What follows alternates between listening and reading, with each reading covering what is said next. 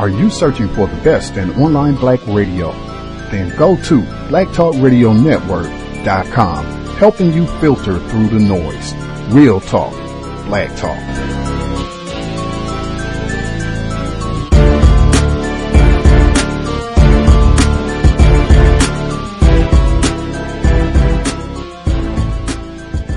The internet is full of half-truths and all-out lies. We've all seen them, and many people on social media complaining about it. Here's your chance to show and prove. WorldAfropedia.com is a black-owned and operated encyclopedia. There are several thousand articles, but we need help. We can't uncover all the truth ourselves. So please, join us and become a writer, editor, or blogger for WorldAfropedia.com today. Every little bit counts. We owe it to the future generations to put the truth out there. Visit WorldAfropedia.com, the African-centered encyclopedia, a global database of African knowledge for the purpose of bringing about global African wisdom and understanding. WorldAfropedia.com. In the wake of the election, many commentators on TV have been talking about class, about trade deals, about an anti-elite revolt. But many Latinos can't shake the feeling that this election was all about race. For some perspective, we're joined on the phone by Carol Anderson. She's a professor of African American Studies at Emory University and the author of White Rage, The Unspoken Truth of Our Racial Divide. Welcome to Latino USA, Carol. Thank you so much for inviting me. So what is white rage, and what does it have to do with this election? White rage has everything to do with this election. White rage is the way that policies coming out of the Supreme Court, out of the White House, create ways to undermine the advancement of African Americans. I tracked it from Reconstruction all the way through Obama's election, and it was crystal clear that as African Americans moved from property to citizen, the response was intense. Basically what you're saying is that anything that improves the quality of life for African Americans in terms of their citizenship rights, for example, is met with actual resistance. President Barack Obama's election was due in large measure to the 15 million new voters that came into the electorate. 2.2 million were African American. 2 million were Latinos. 600,000 were Asian Americans. Immediately after his election, state governments began implementing voter suppression laws targeted specifically at those groups and using the language of democracy. We have to protect the integrity of the ballot box, to in fact cloak the desire to figure out how do we disfranchise this population once again. And this current election, we see the fallout from that. What does anti-immigrant sentiment have to do with white rage? As long as immigrants are labor without rights, America is fine with that. But the moment that the immigrant community began mobilizing and saying, we have the right to vote, we have the right to decent health care, that is when you began to see enormous backlash in terms, again, of the policies that were saying, we got to deport them. Because of the Trump campaign, because of the way that it was run, you now have the empowerment of racism. So when David Duke, the KKK, endorses Donald Trump, and there is no major pushback from that, white supremacy is now mainstream. Empowered racism saying, this is our country. And so all of you black people, all of you brown people, all of you othered people, you have no right to be here unless it is under our good graces. Context of White Supremacy, Gus T Renegade in for another broadcast, hopefully to share constructive information on the system of white supremacy. Today's date, Wednesday, February 22nd, 2017. So I have been told. That was Carol Anderson. She's the author of White Rage, which in my view gives a really comprehensive chronicle of white fury directed specifically at black people. I would say white terrorism directed specifically at black people, and it puts it into a historical context. She talks about this in the 19th century during the Reconstruction period after Civil War. We talked about this era before. My man, Pitchfork, Ben Tillman, former governor down in South Carolina. She goes over this through the Civil Rights era and certainly right now, the period during President Obama being in the White House, the response to him winning the election in 2008, and just myriads of different angry white people, this manifesting in the Tea Party. Really, really great book. I've referenced it quite a few times in some of my writing over the past 6 months or so. Might even be constructive to have her on the program. I feel like I see her or hear her so regularly that it would just be overkill, but very constructive read. Carol Anderson, White Rage. Our guest for the program today, she wrote a review of White Rage and what the book provoked in her as a white person. In fact, our Global Sunday Talk on Racism, Mr. Fox, who posts a lot of our content on YouTube, he read this article and shared it and said, hey, you should check this out. She might even be worth inviting to see if she'd be willing to come on the program and share some of her views on racism. I reached out. She was willing to join us. In addition to writing this review on White Rage, Carol Anderson's book, she is the pastor of Buechel Park Baptist Church in Louisville, Kentucky. She brandishes a degree from the University of North Texas in radio, television, and film. Will be great to get some of her views on what it means to be white, why she wrote this article. Joining us live, Reverend Erica Evans Whitaker. Reverend Whitaker, you with us? Yes, good evening, Gus. Thank you so much for sharing a bit of your Wednesday evening. Really thankful that you could be with us on the program this evening. Anything that you would like our listeners to know about who you are, the work that you do before we get started? Yes, thank you so much for having me. It truly is an honor to be a part of this brief moment in time. I am currently here at Buechel Park Baptist Church as their senior pastor. I'm a native Texan and just recently moved here from Dallas to Louisville last fall. So I'm navigating Kentucky waters and Louisville waters as well. And it was such a privilege to meet Carol Anderson when she came here to Louisville to give a wonderful lecture on her book last month. It was just so powerful. Right on. Did I accurately kind of summarize what her book is about? Oh, it was great. Okay. Very much so. Haunting in a way. Yes. Absolutely. Encourage folks. Carol Anderson, black female, support black authors. For listeners who have not seen you, your pictures with the article that you wrote. In that article that we're going to discuss, Racism Rooted in Our Country's DNA, it's linked in the description at Black Talk Radio Network. But for folks who have not seen you, you are a white woman. Is that correct, Reverend Whitaker? Yes, I am white. Right on. This program, I use the term racism and the term white supremacy. I use them both as synonyms.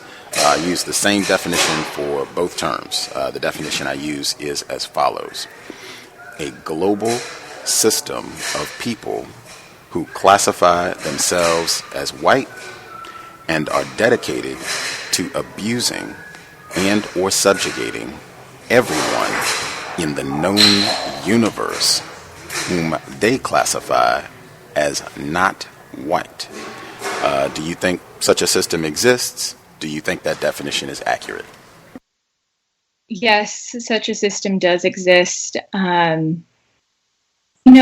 As a white person, to wrestle with my own history of whiteness can come with the good, the bad, and the ugly. I think the only kind of tension that I even feel with that definition is people who are dedicated to the subjugation. I think sometimes we can feel that we aren't dedicated externally to watching other people be subjugated or robbed of their power and liberty and equality, but sometimes our silence even does that very thing. Man, I know Dr. King, he explicitly indicted white people who were silent, and particularly from the perspective of the victims of white supremacy, me being one, it can be very, very difficult to distinguish silence from dedication. In fact, I would say it's one and the same. You are culpable if you're not doing anything to solve this problem. So we're right back to where we started from, in my view. And even recognizing that there is a problem is the first step. Okay. You did say the good, the bad, and the ugly. What is the good, if you will, of being white? Well, this is who I am and who God created me to be. I can't change my skin and my heritage just like anybody else can't. And to acknowledge through truth-telling and honest look at history, all of the horrible things that may have done, even through my own family lineage, that I'm still kind of wrestling through, but also to accept that history itself can be redeemed and that there were good people during specific parts of history, good white people who were doing the best that they could in the era in which they were raised with integrity. I wish there were more of them, but that doesn't seem to be the case during different periods and pockets of history. I think Dr. Cambon would say they have been statistically insignificant, and I think Carol Anderson's book would corroborate, would substantiate that. Yeah, they have been statistically insignificant in stopping the recurring waves of white terrorism against black people. Yes. The one question I do try to ask, particularly when we have white people, it's been my experience, white people a lot of times they will pussyfoot when it comes to speaking honestly about racism, and they'll just talk and not really answer questions. So if you can be as honest as possible and direct with answering questions, we really appreciate it. I wanted to ask, and these are two questions I try to ask all of the white people that come on the program. Number one, have you ever had trouble being honest when speaking with non-white people about issues related to racism? When I say having had trouble being honest, meaning withholding information, relevant, pertinent information, and or not using the most accurate term to describe things. And that can come up in a myriad of different forms. But have you ever had any sort of problem being honest when talking to non-white people about racism? Yes, I normally find myself stumbling through that with immigrants and refugees, particularly those that do not speak English well. I personally oftentimes find myself consciously or even unconsciously thinking, maybe they don't understand, but it's not an understanding, it's the way that I'm presenting information. So yes, I do find myself doing that. Having trouble being honest? Yes, having trouble being honest and trusting them with all the information. Okay. Yeah. Okay. We had a non-white author. He wrote an essay about 2 years ago, roughly. He was talking about racism. This was a non-white person. And in that article, he said that white people are often sincerely and greatly pained by racism, but rarely are they pained enough. And this is in a mainstream publication. The first portion of that sentence, I've been asking white people, do you think that is true based on your experience with white people, your study of racism? Do you think that white people are often sincerely and greatly pained by racism, like a substantial number of white people? Do you think that that's a true statement for them? No, I don't think that's a true statement, because often and not, it's not a true statement for myself. Appreciate that. We have had a number of white people over the years who have come forward and truthfully said, yeah, that is not an honest statement. I too think that is a false statement, and that gets back to what I said. A lot of times when we talk about racism, people are just not being truthful. Particularly when we talk about white people, a lot of times folks are just not telling the truth.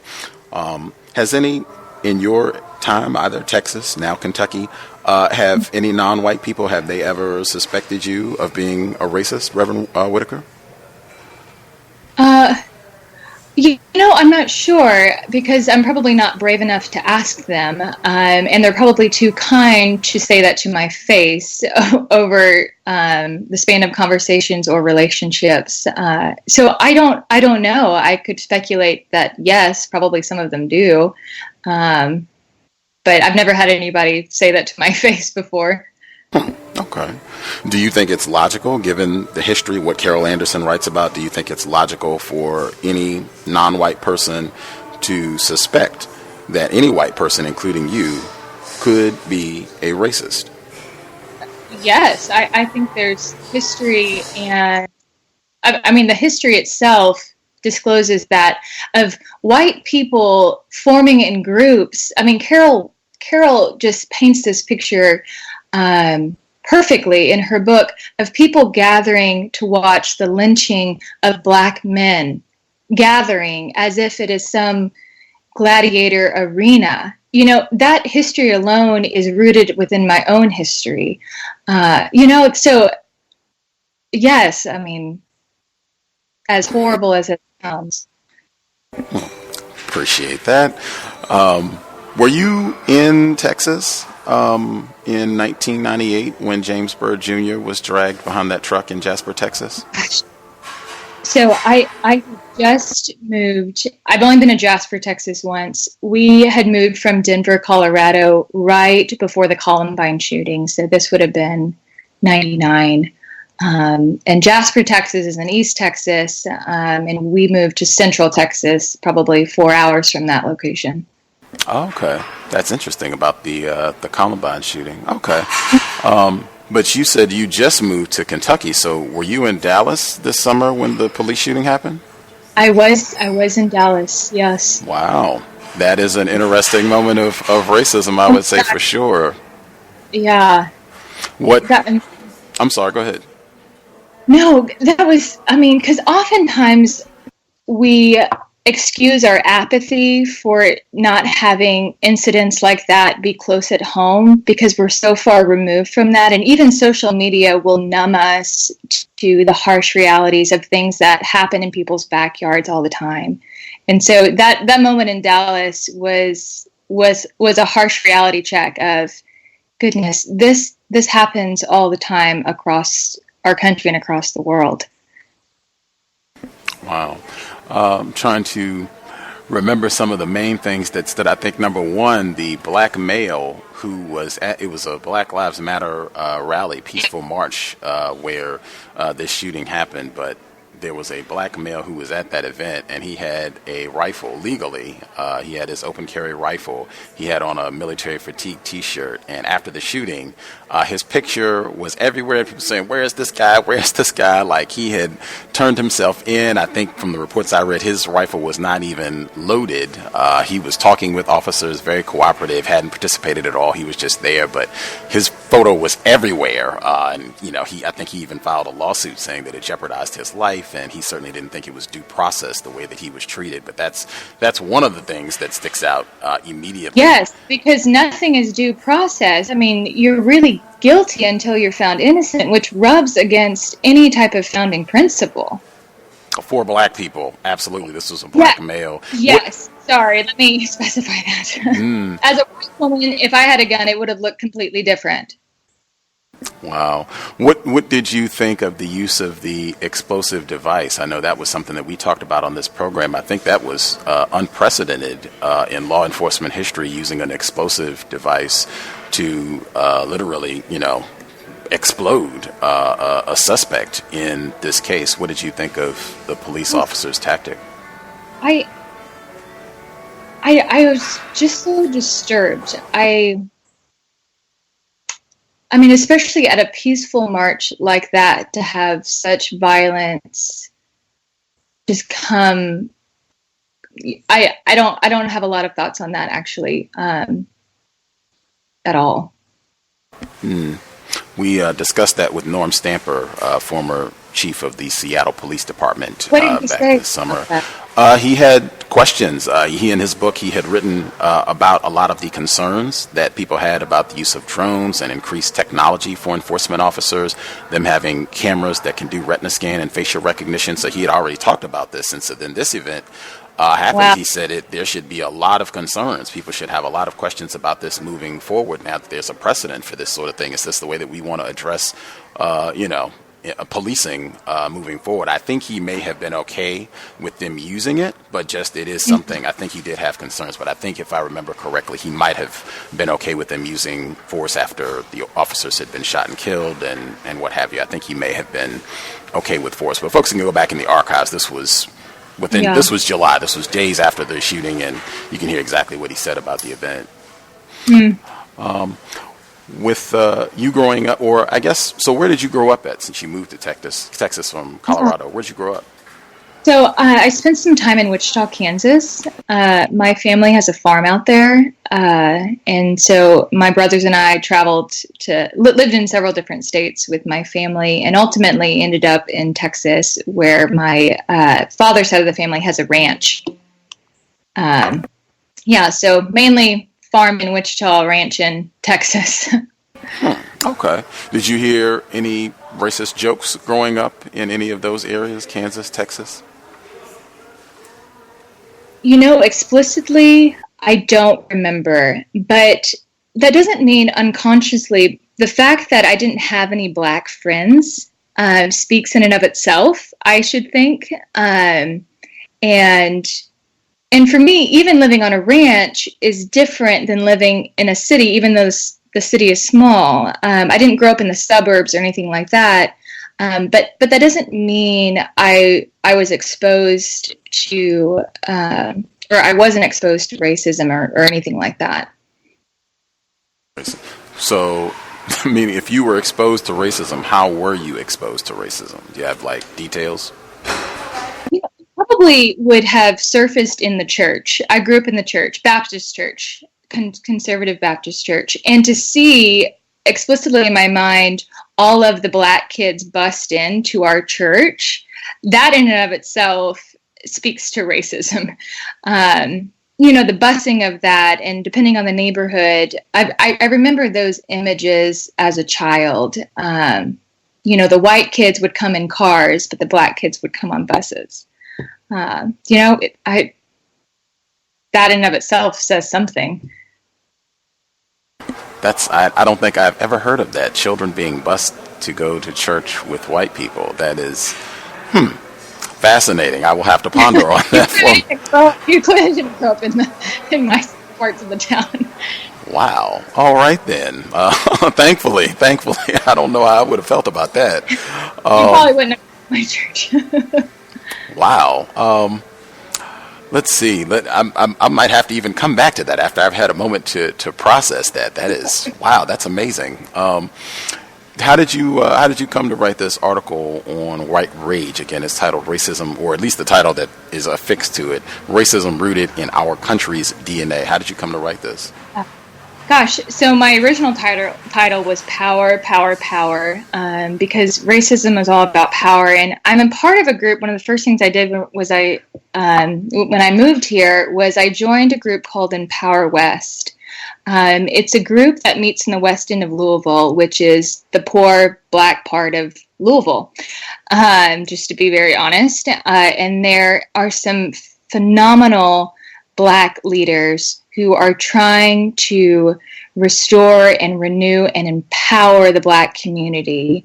And so I sit on Mondays and on Saturday mornings with a group of pastors. On Saturdays, they're mostly black. On Mondays, they're mostly white because black pastors are normally bivocational because their churches can't afford them to pay full salary. And so I sit with them and I listen. And this is who put on the book read with Carol Anderson, the citywide book read, was Empower West. Okay.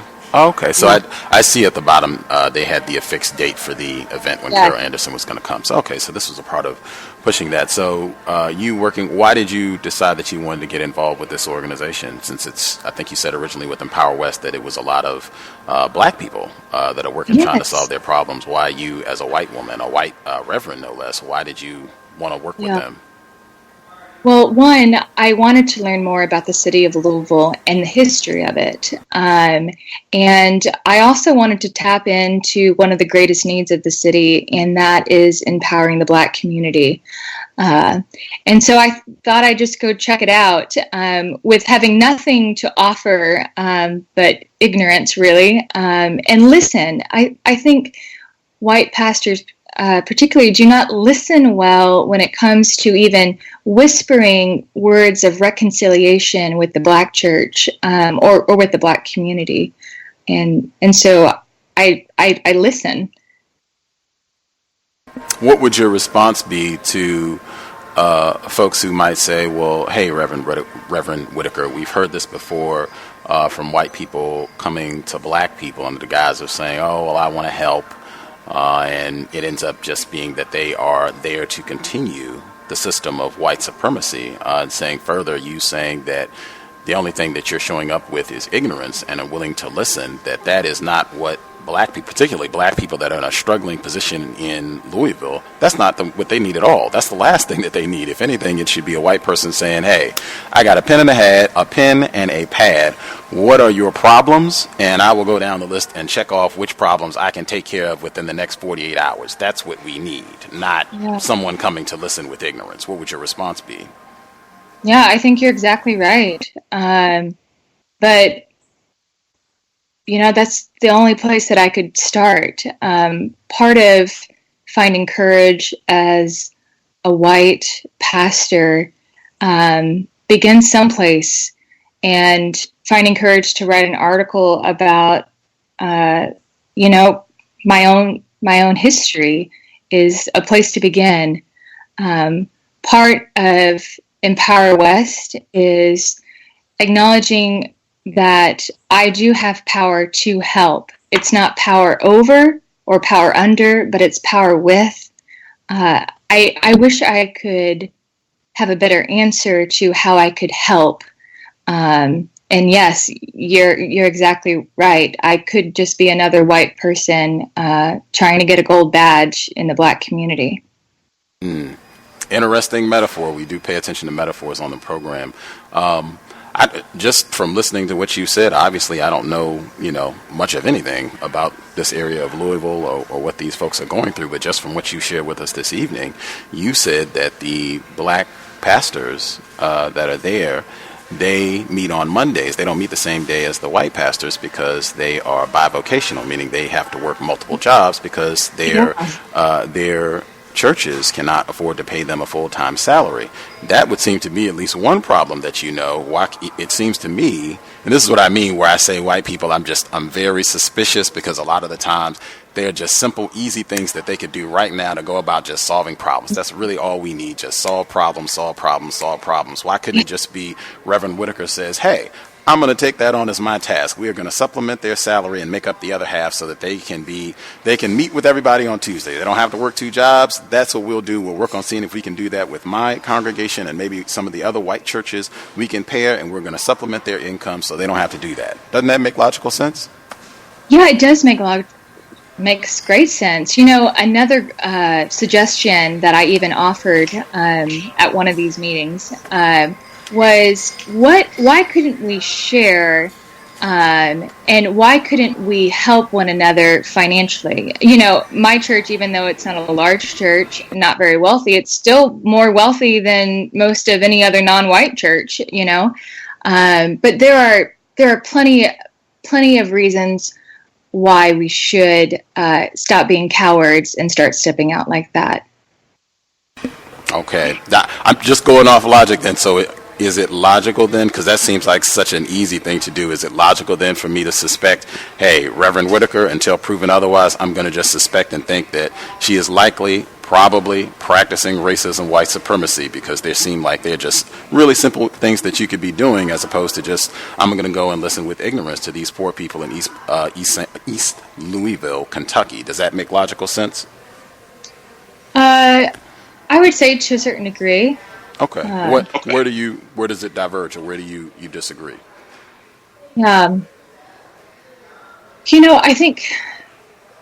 I think yes, I do agree, but no. I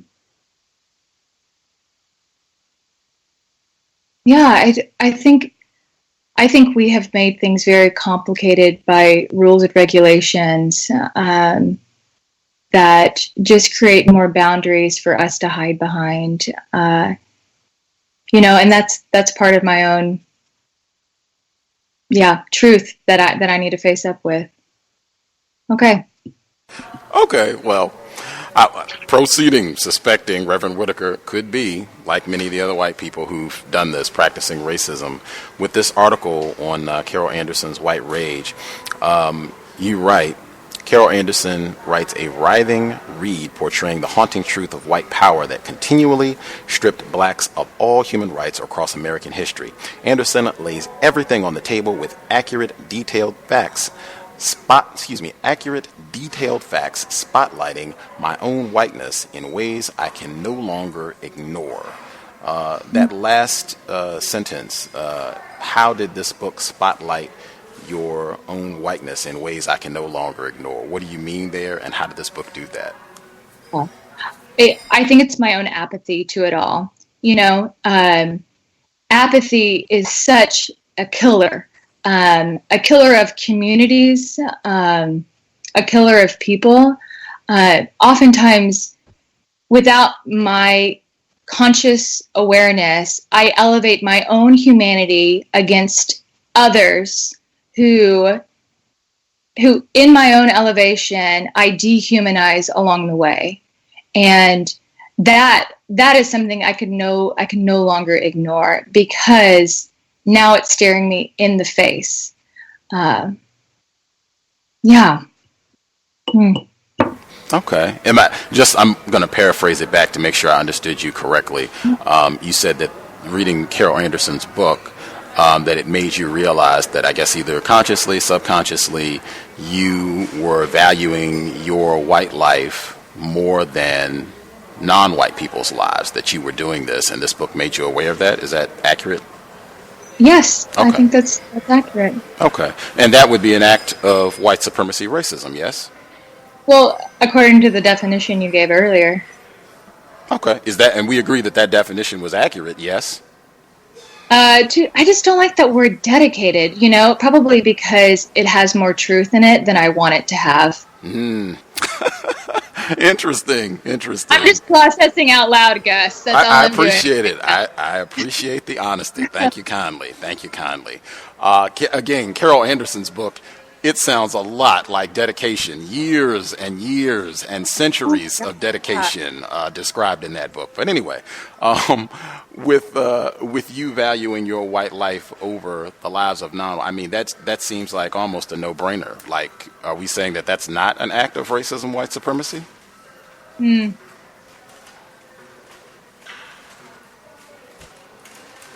Gosh, I think I need to go back to therapy.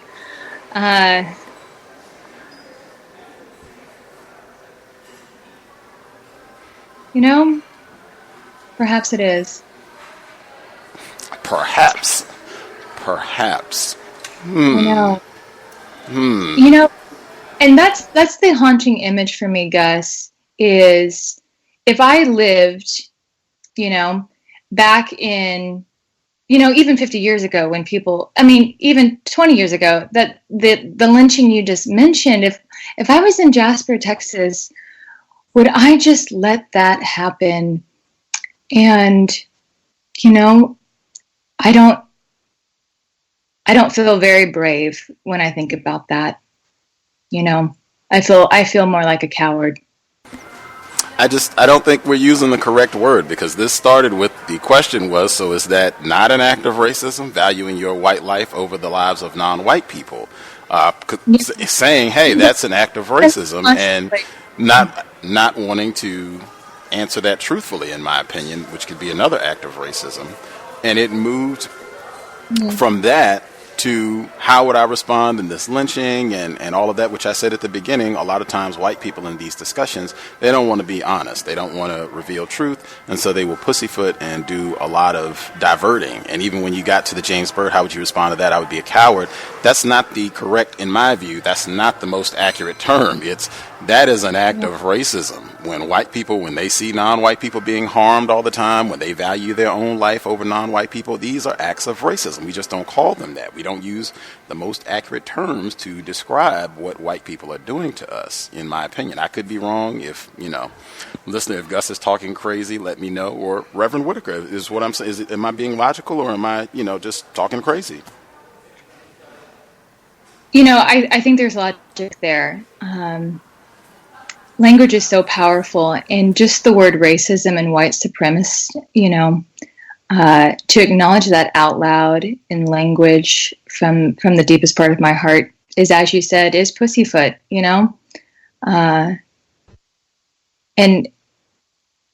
yeah, it is. I think, what do you think is holding you up from just, acknowledging truth? Hey, I am a white woman, which you felt when reading Carol Anderson, and I practice racism, white supremacy. I value my white life over the lives of non-white people. What is the difficulty with acknowledging, if that's true? What's the difficulty with acknowledging that? Because when you speak things aloud, they reveal and illuminate the truth of your heart. And that's the hardest part, Gus. That's the hardest part, is saying it out loud, because when it's a secret within your own heart, it's easier to deal with, and I don't want to be like those other people. And according to truth that has been revealed even within these past 30 minutes, perhaps I am. Not perhaps, I am. Yeah, I'm a racist. Oh, okay. Yeah. All right. Well, I would agree there, just based on some of the things that I've heard. Again, truth, importance of getting truth. Continuing with, or actually even with that, I think it's very important, and particularly you, Reverend Whitaker, as a white woman, because I think a lot of times we talk about racism, even with Carol Anderson's book, I think it's great. As I said, I've referenced it. I quote her all the time in my writing. A lot of it is focused on the violence of white men. And I think a lot of times when we talk about this problem of white supremacy, we leave out white women, like our guest, Reverend Erica Evans Whitaker. Can you speak to the role that white women like yourself have played, the integral role, in my view, that they have played in maintaining white supremacy racism? Gosh, I wish I knew more about that, actually.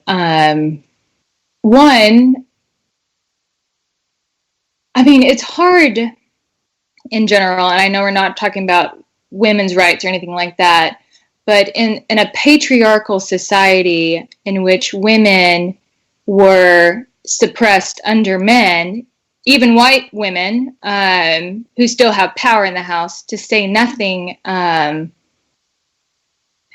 in and of itself, I don't have enough knowledge about what that actually looked like. But it goes back to power, and it goes back to othering. Even though white women did not have the same power in society as white men, white women still had power over black men and black women and black children. So it's always about power.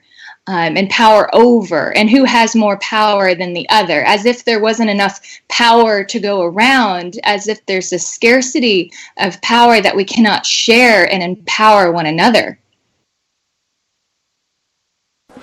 White power, very important, which you did include in your writing. I do regularly, and I think that is a much more accurate phrase than white privilege, white power. based on your understanding, you are a white woman, have admitted to being racist. Do you think white people collectively that they value you all, because you are a white person, so you're included, do you think you, white people collectively, value white supremacy and maintaining white power? Do you think you all collectively value that more than justice? I'm sorry, you cut out at the end, Gus. Oh, okay. The question... Do we collectively... Sorry, just say it one more time. Yes, ma'am. Collectively, do you all value white supremacy more than justice? Oh.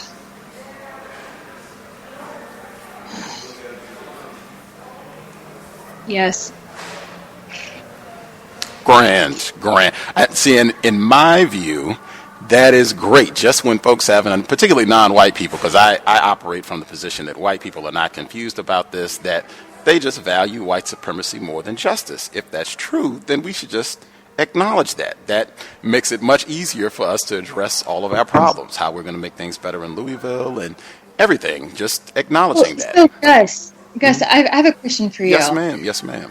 What would be, I mean, you've already given me some great logical steps as, I mean, helping out Black churches, Black pastors, who are in far worse situations than I am.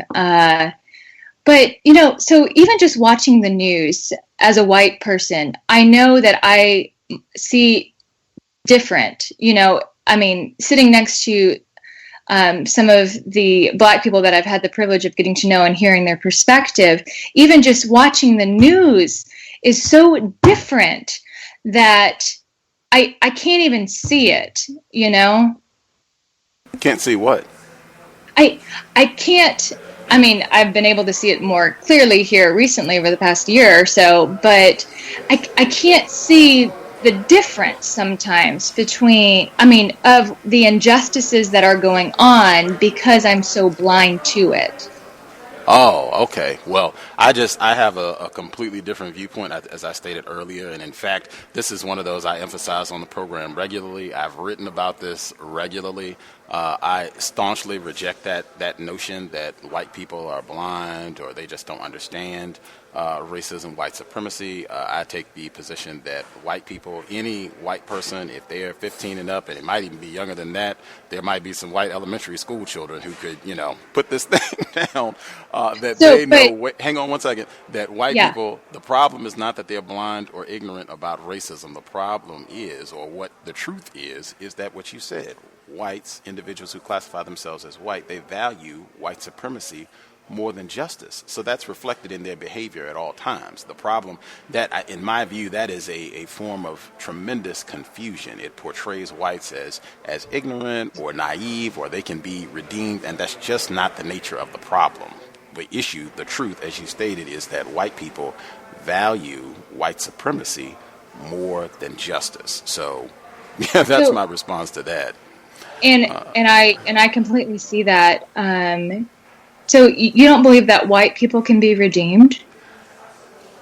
You just said white people, including yourself, collectively value white supremacy more than justice.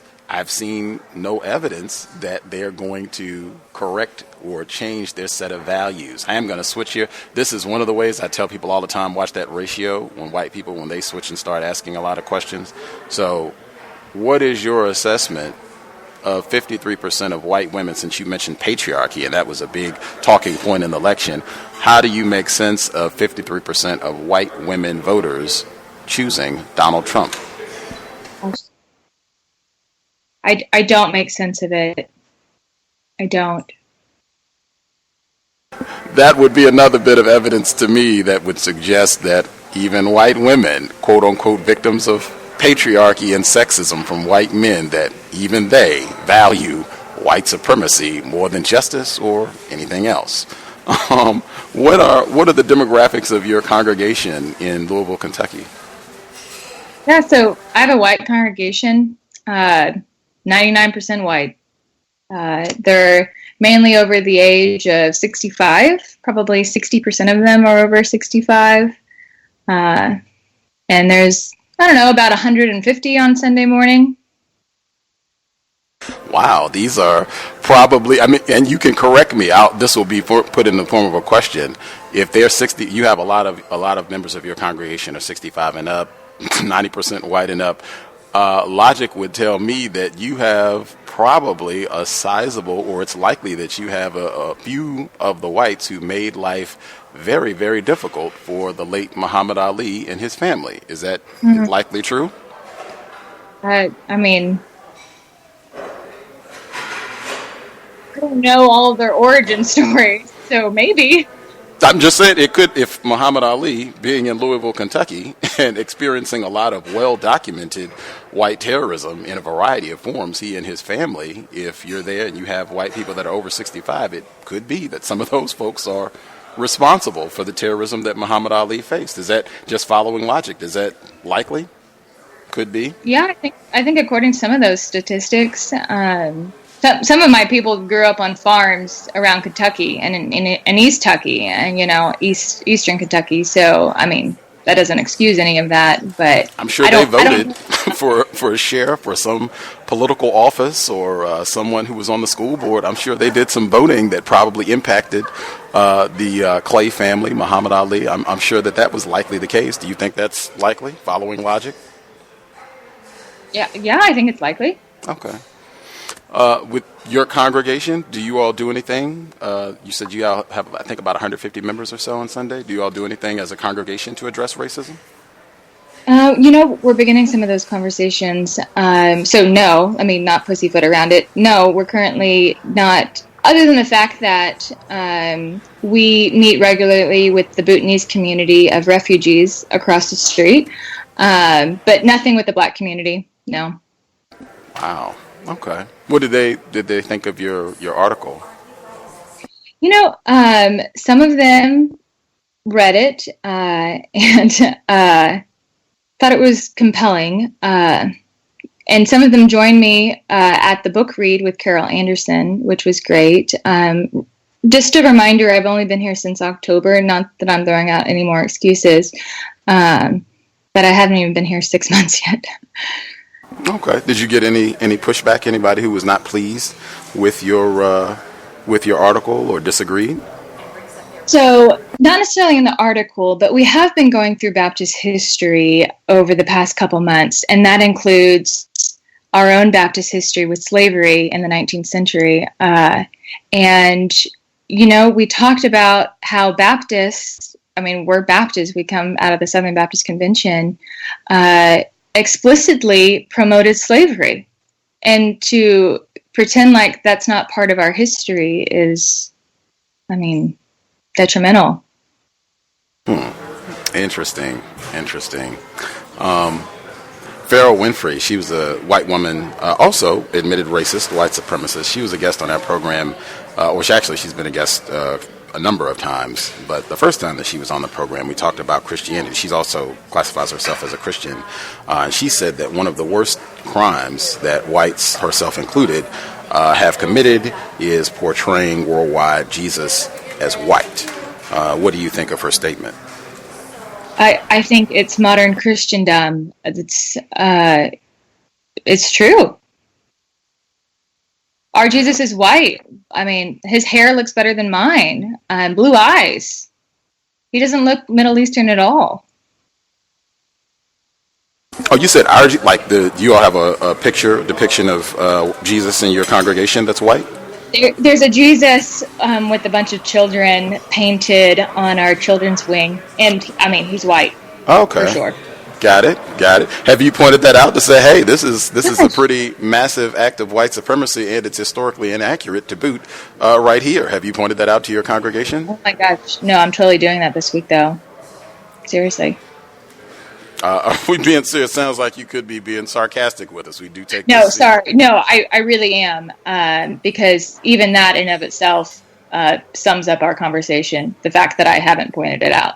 Oh, that's other acts of racism. I would be interested to hear, how that conversation goes, it's been my experience. I know Farrah Winfrey said the same thing, that there tends to be met with a lot of resistance. Apparently, a lot of folks are very vested in continuing to portray white Jesus, and that's the way that we should think about the Creator, as white. Because we want the Creator to be created in our image, not the other way around. I would, again, just keep going back to that. That, in my view, again shows, number one, not ignorant, because when it gets pointed out and you still are adhering to it, that to me is not ignorance. That is dedication to valuing white supremacy more than justice. That's just following logic. Also, Farrah Winfrey, when she was on the program, she said that racism, white supremacy, is a religion, and that what we have happening a lot of times is that it will look like the religion that's being practiced is Christianity or Islam or Baha'i or whatever it is, but what the religion that we're really adhering to is the religion of white supremacy. Do you think that's a true statement? So does she say that about Christianity, about Western Christianity? Yes, that often it will look like we're practicing Christianity, but that's not what it is. This is really the religion of white supremacy. Yes. Christianity in Eastern countries is viewed not so much as a religious, but as a cultural identity. Yeah, yes. Do you think that this is happening even in your congregation at Buechel down in Louisville, Kentucky? Yeah, I think we've made that clear. Made that clear. If folks have questions that they would like to ask Reverend Erica Evans Whitaker, feel free to chime in. If you have a question, the number to dial 641-715-3640, and the code is 564-943#. Press star 6 if you have a question. Let's see. Thomas in New York, did you have a question for Reverend Whitaker? You should be with us. Thomas in New York. I'll be heard. Yes, sir. Good evening, Gus. Good evening, Reverend Whitaker. I just wanted to commend the Reverend for admitting to being a racist. And I wanted to ask her a couple of questions. Do you think that the blacks, you called it earlier, you said earlier that you were never told by any black people that you were a racist. You said that they were probably being kind. They wouldn't say it to your face. Do you think that maybe that it wasn't that they were being kind, that maybe they were afraid? Yes, I do think that, Thomas. Okay. I was very interested, as was Gus, when you mentioned your black kids were being bussed into your church at a young age. I never heard anything like that before myself. Well, first I want to ask you, do you think it's logical, you said it earlier, that you worship the white Jesus because he's in the image of you. Do you think it's logical for black people to worship a Jesus in the image of white people?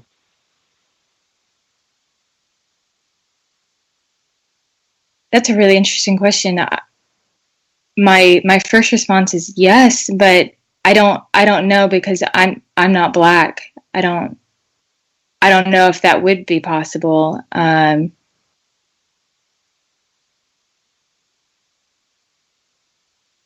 Did that answer your question? No, but I'll accept it. Anyway, when the black kids were being bussed into your church, were these black people singing in your church, and also were they paying tithes in your church? I don't know. I was sorry, I interrupted you.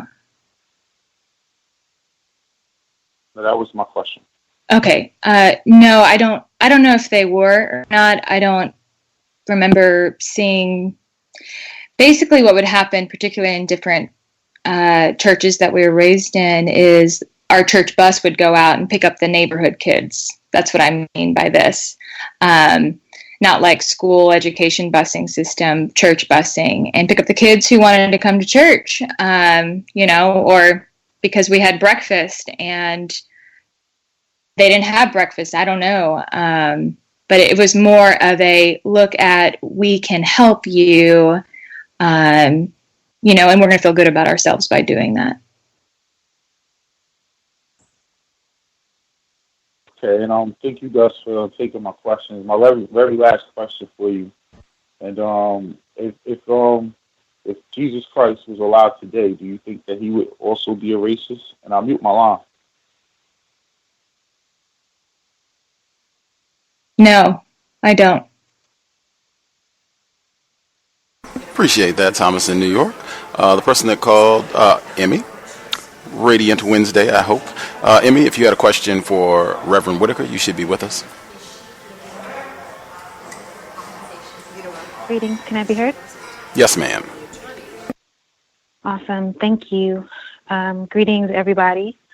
My question for you, and my first question before you actually came out and admitted it was, if you viewed Black people as human, and then you pretty much said no, that you don't value our humanity or see us as human. Mm-hmm. My follow-up question would be, how did that process of not seeing Black people as human happen for you? And then you also answered my other question, which was, do you derive pleasure or a sense of satisfaction or just a sense of self by knowing, or to yourself, that Black people are not as valuable as you? And then I have follow-up questions to that, but I'll wait. Mm-hmm. So let me just, which question did you want me to answer first? It doesn't matter. Either one is fine. I'm paying attention. Yeah, gosh, even that language of pleasure, of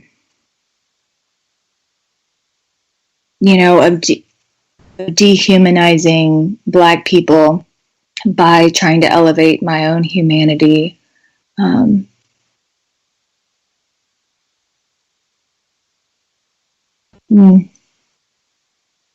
Yeah, I'm not sure about the word pleasure, but there's obviously something that continues to happen in which doesn't propel me forward to make more action towards that. What I'm asking is, you're able to feel, you're white, so you're able to feel good about being white because I'm Black. How is it that that process occurred, that you derive that sense of self? Like, just how does that happen for you? And then I'll go ahead and ask this to you. So, because it's a follow-up to this, pretty much a similar thing, because I'm very fascinated by it. Because what I've come to the conclusion is that white people are white because Black people are Black. So they're going to always have to have Black people be Black, which means that they're going to always have to see us as non-human. You've already admitted that you feel good by so-called helping, but you're not really trying to help so that we can all just be equal and be done with this whole thing of racism, white supremacy. You just want to help because it makes you feel good because you're white. So you get to be lofty and white while I have to be Black and unhuman. How did that process occur for you? Also, the refugees that you're helping, where are they from? Yeah, they're from the country of Bhutan. How dark are they? Yeah, so they're a caramel colored skin, depending on which part. They lived in a refugee camp in Nepal for years and years and years. So I'm not sure how much that influenced the coloring of their skin. So you asked a question about how I process my own whiteness by othering Blackness. I do that more consciously than I did when I was a child. Not to say that either one is working out for anybody, but at least I'm able, even painfully on this show, articulate and name it for myself.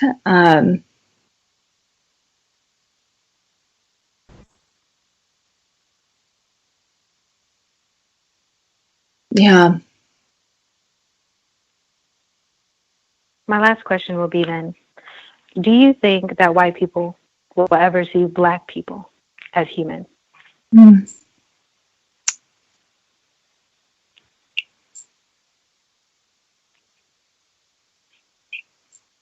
Yes. Because, it's very hard for me to find any kind of sympathy with someone confessing that they're a racist.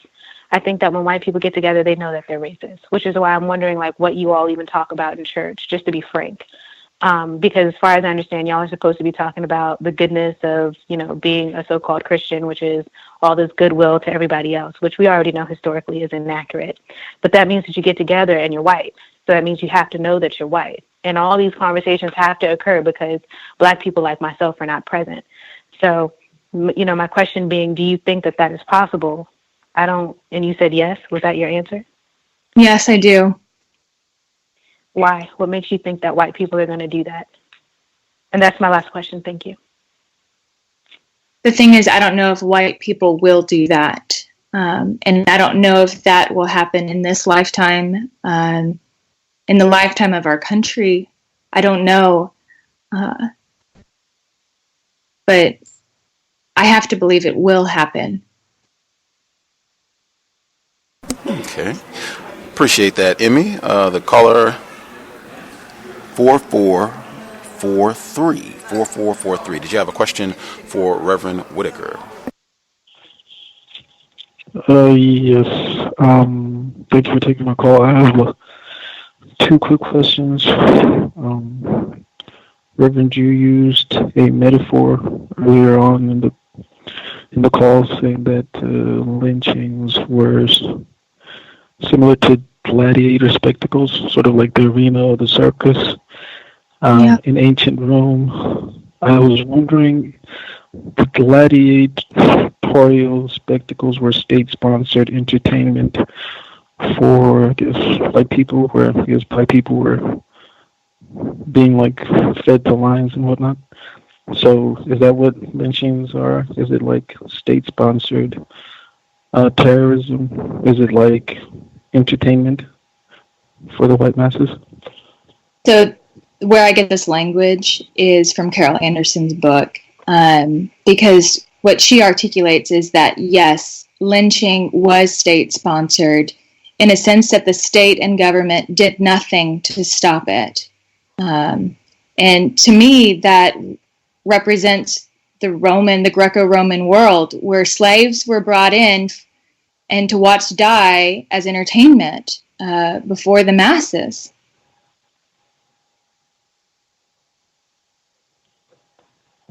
Okay. My second question is, the people or the pastors that you meet at these meetings that you have in the west of Louisville or the east, I can't remember what you said. The west. Do you tell them, or the west, do you tell them about the history of sort of white pastors and in their involvement with white people, about, missionaries? Do you talk about all the rape, all the terrorism that people like you have inflicted on black people and non-white people? And do you tell them that that is most likely what it is that you're engaging in, that you're terrorizing them for your own sort of entertainment / gladiatorial spectacle? No, I don't. I don't know what is your goal or for coming on here, but I suspect it is to become a better practitioner of terrorizing non-white people. And it's very interesting. But thank you for coming on, and thank you for Gus for taking my question. For sure. Retired firefighter in Florida. Did you have a question for Reverend Whitaker, retired firefighter? This is not retired firefighter. Oh man, my apologies. I'm sorry. 2648. Did you have a question? Yes, I have a question. What do you think? Well, do you think that integration was a good thing? If so, why?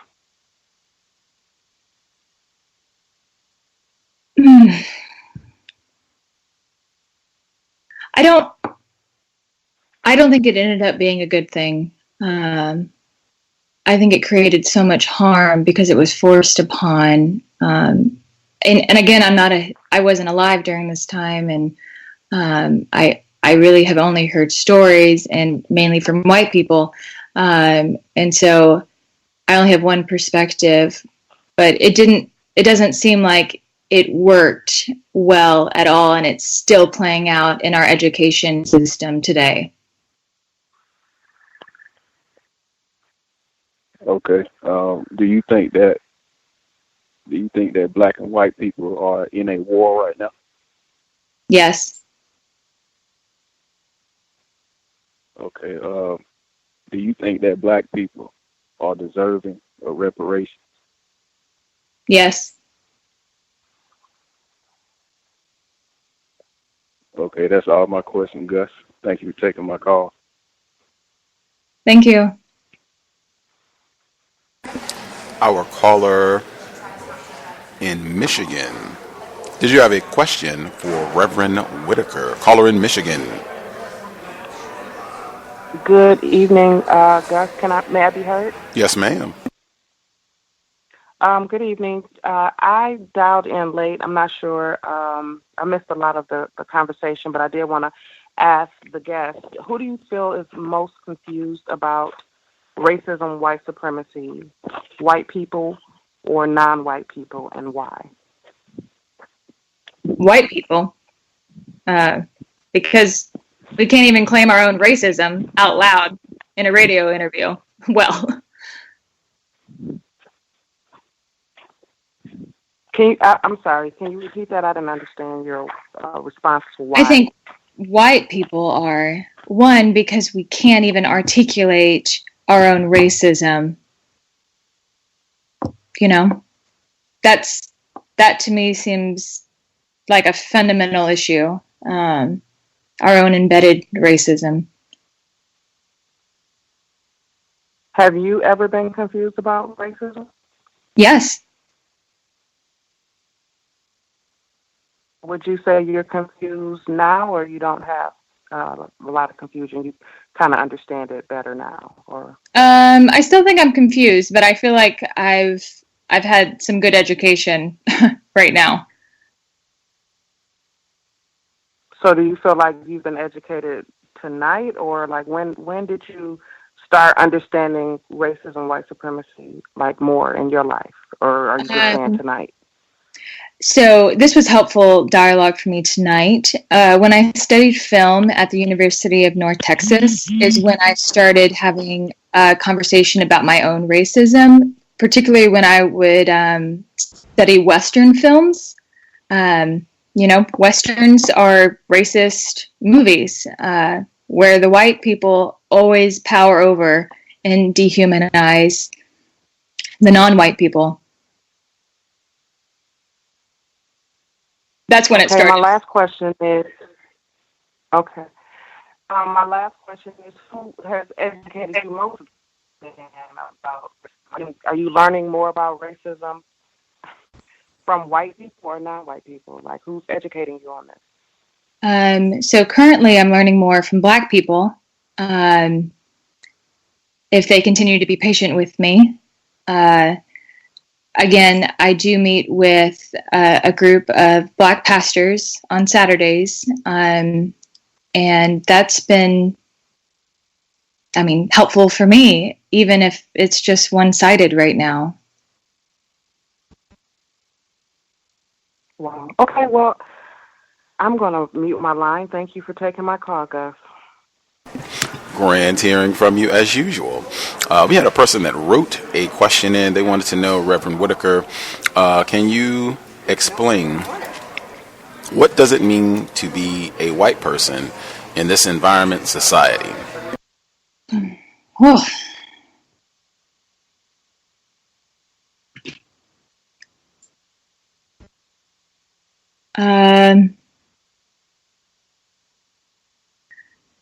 I think being white most often comes with being part of the problem. Not that I can change my whiteness, but by me not helping solve the problem is just being part of the problem. Okay. Hope that answered the person's question. I'm not sure if they knew or not, but the introduction clip, that was not Reverend Whitaker. The introduction clip that we started with, that was Carol Anderson talking about white rage, and Reverend Whitaker just wrote about Carol Anderson's book. That's why we're having her on the program. You already discussed, we talked about white rage. What other books have you read that, really impacted your understanding of racism?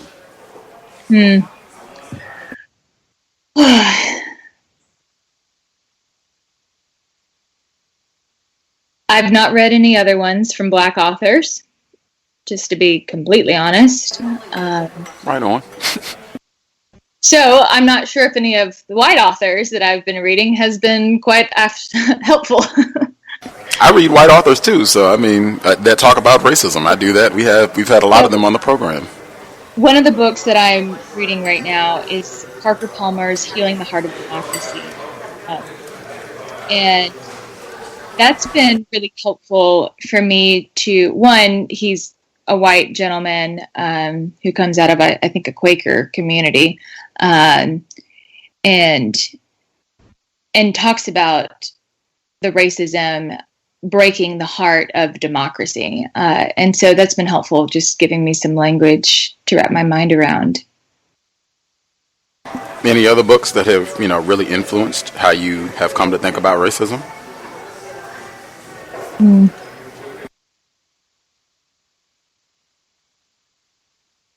Nothing that comes to mind, Gus.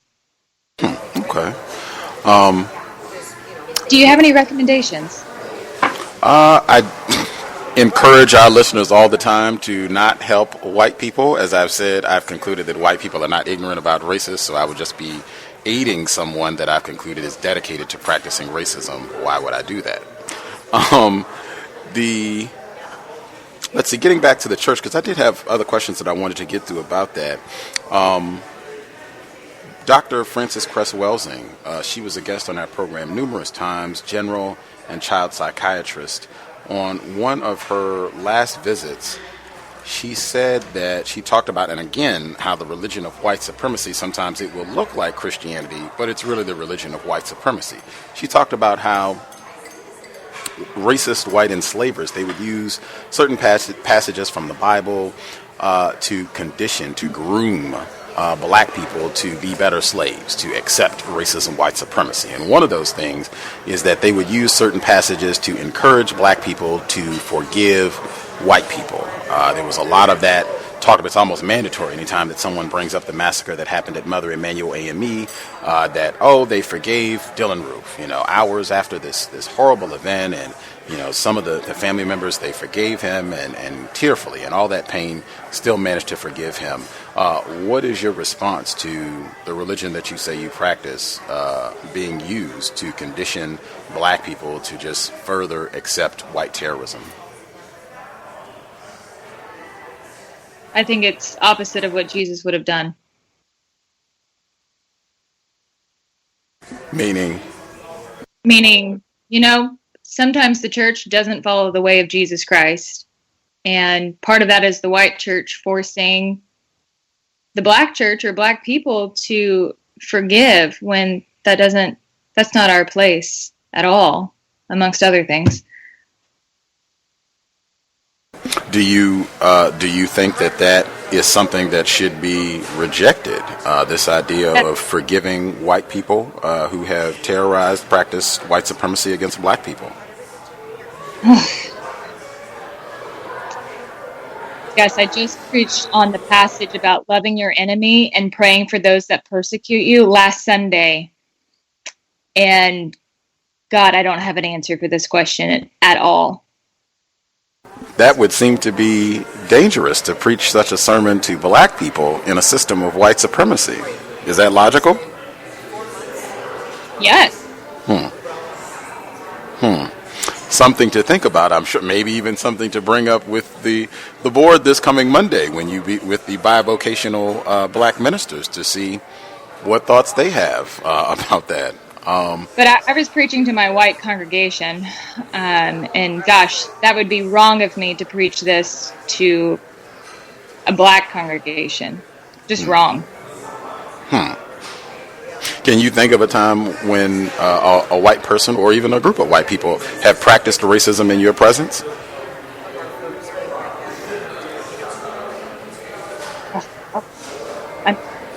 Every time we walk by the white Jesus in my children's wing, practicing racism. Well, you'd already mentioned that. That certainly qualifies, but you had already mentioned that. Can you think of another one? Oh gosh.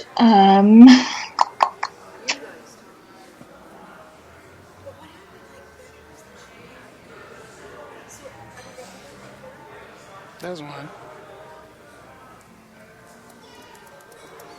I'm sure there are hundreds. Gosh.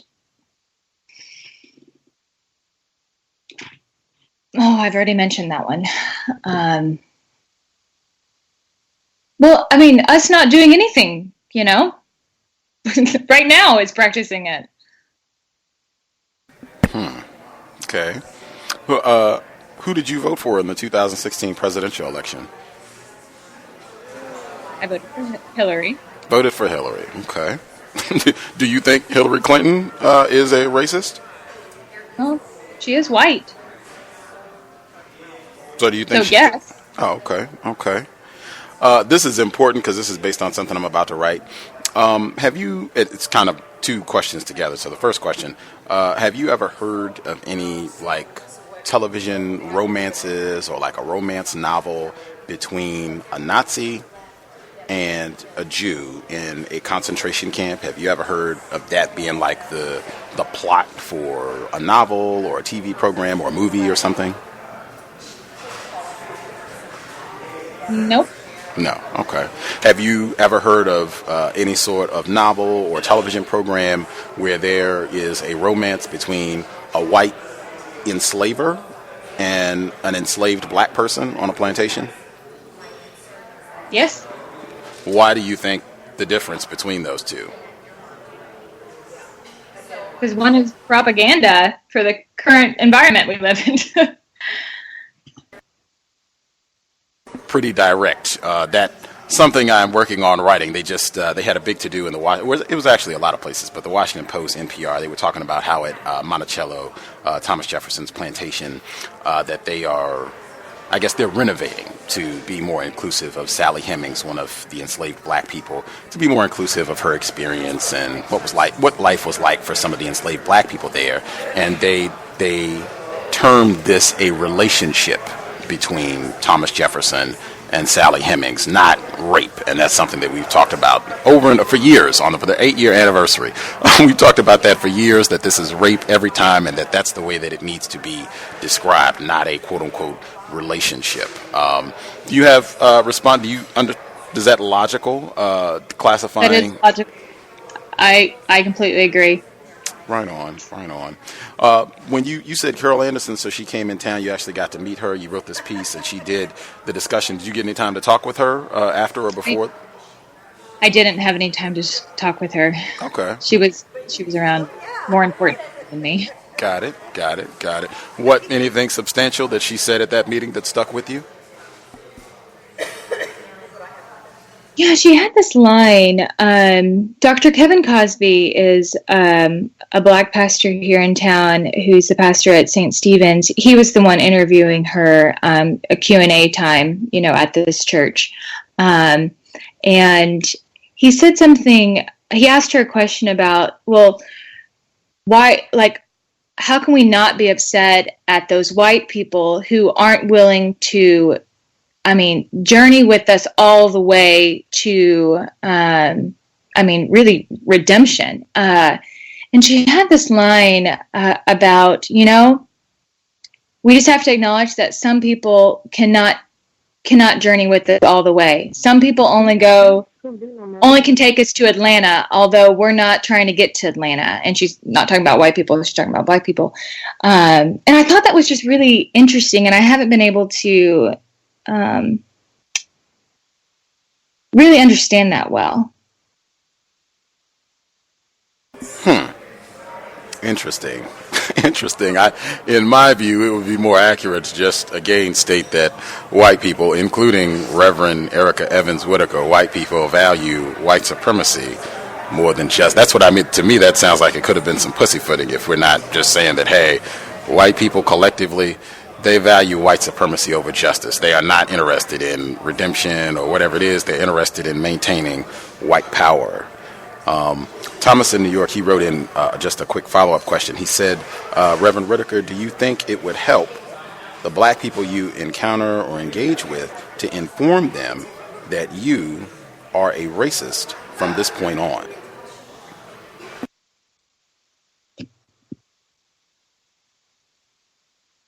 Maybe, is he asking for their benefit or for my benefit? For their benefit. I don't know. I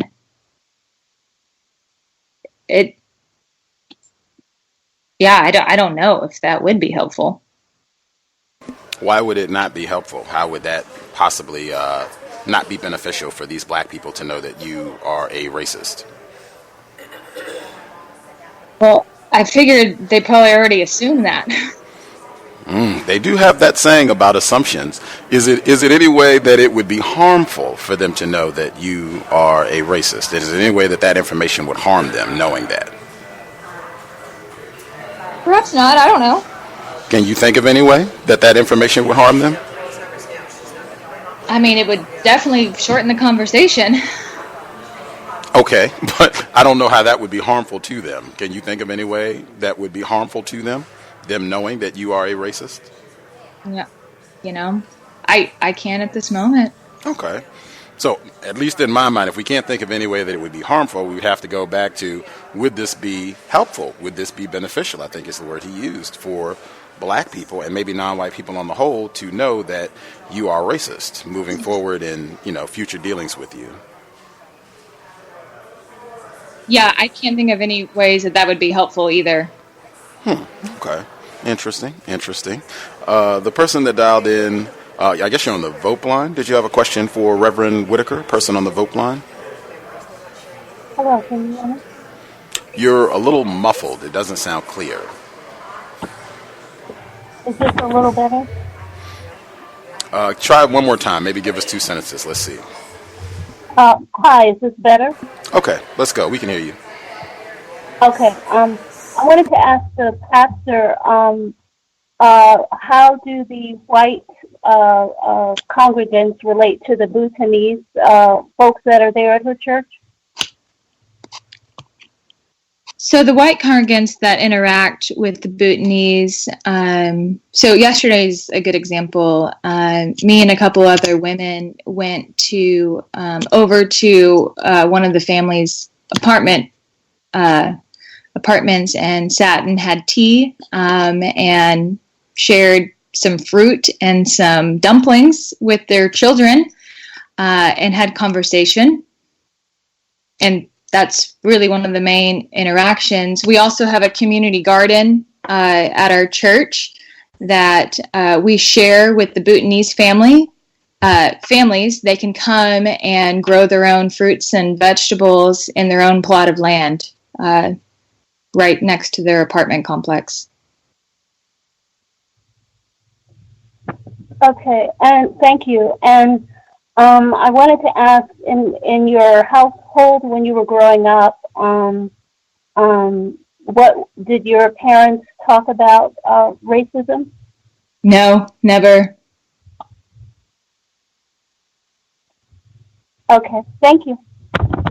For sure. The person that called from a blocked number, did you have a question for Reverend Whitaker? You should be with us. Yes, can I be heard? Yes, ma'am. Okay, sorry, I'm on the plantation right now. I have a few quick questions. Hopefully they'll be answered concisely. Greetings to everyone on the line, by the way.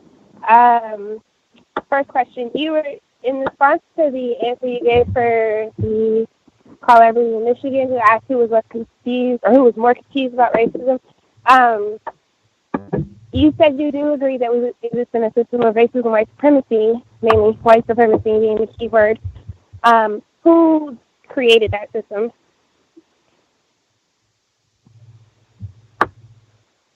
White people. Okay. And who currently is upholding that system? White people. How then are they the most confused about the system that they both created and uphold to this day? That's the very problem. What is the very problem? The fact that we don't know. You know, and quite a few other white people who have been on this program admit to knowing that they created white supremacy and they are currently upholding white supremacy. They like to say they're benefiting from it, but it's the same thing. So how then are you confused about that? I'm confused I'm not about trying to finding be a solution. antagonistic at all. I'm not trying to be antagonistic at all. I'm really seeking clarity because that confuses me. And as a victim of racism and white supremacy, I believe it's more so the job of white people to educate non-white people about white supremacy versus non-white people educating white people about white supremacy.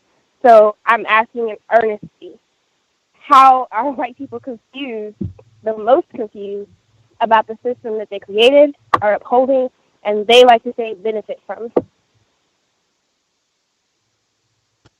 Because at the end of the day, white people aren't ready to let go of that. That's why there's confusion.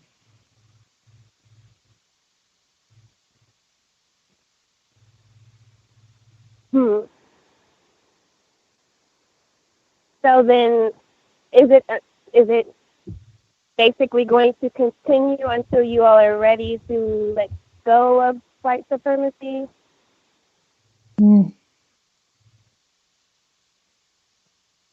I don't know. Okay. And then one more question kind of going in step with what Thomas had just wrote in and asked. You said that you don't think that that would be beneficial for you to tell non-white people that you are a racist. I would like to say that yes, it is very beneficial.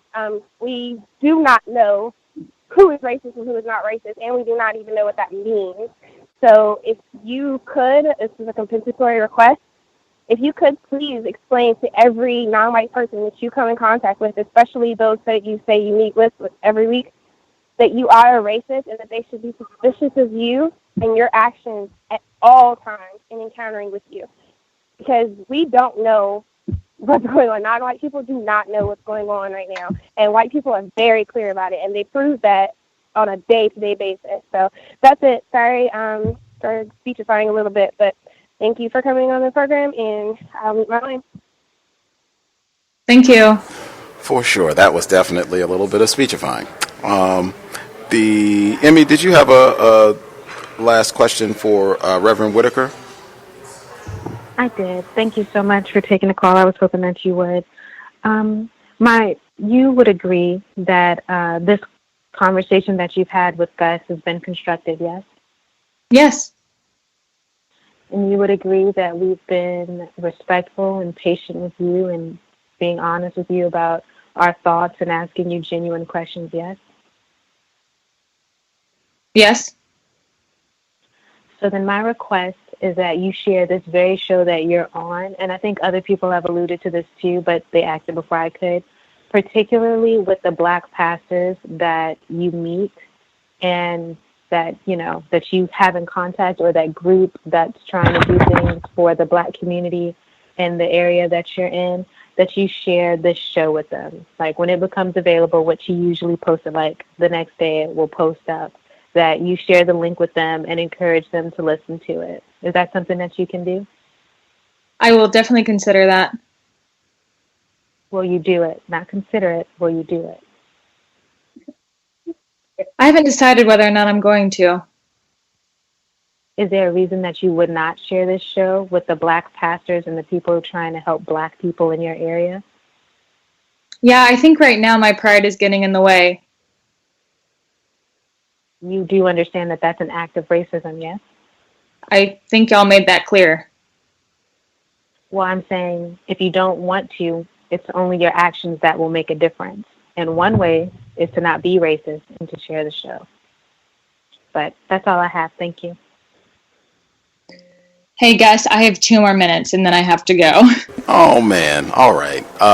When you said your pride would maybe prevent you from sharing the program, is it pride that these black people don't think of you as a racist and that would change if you shared this program, or something else?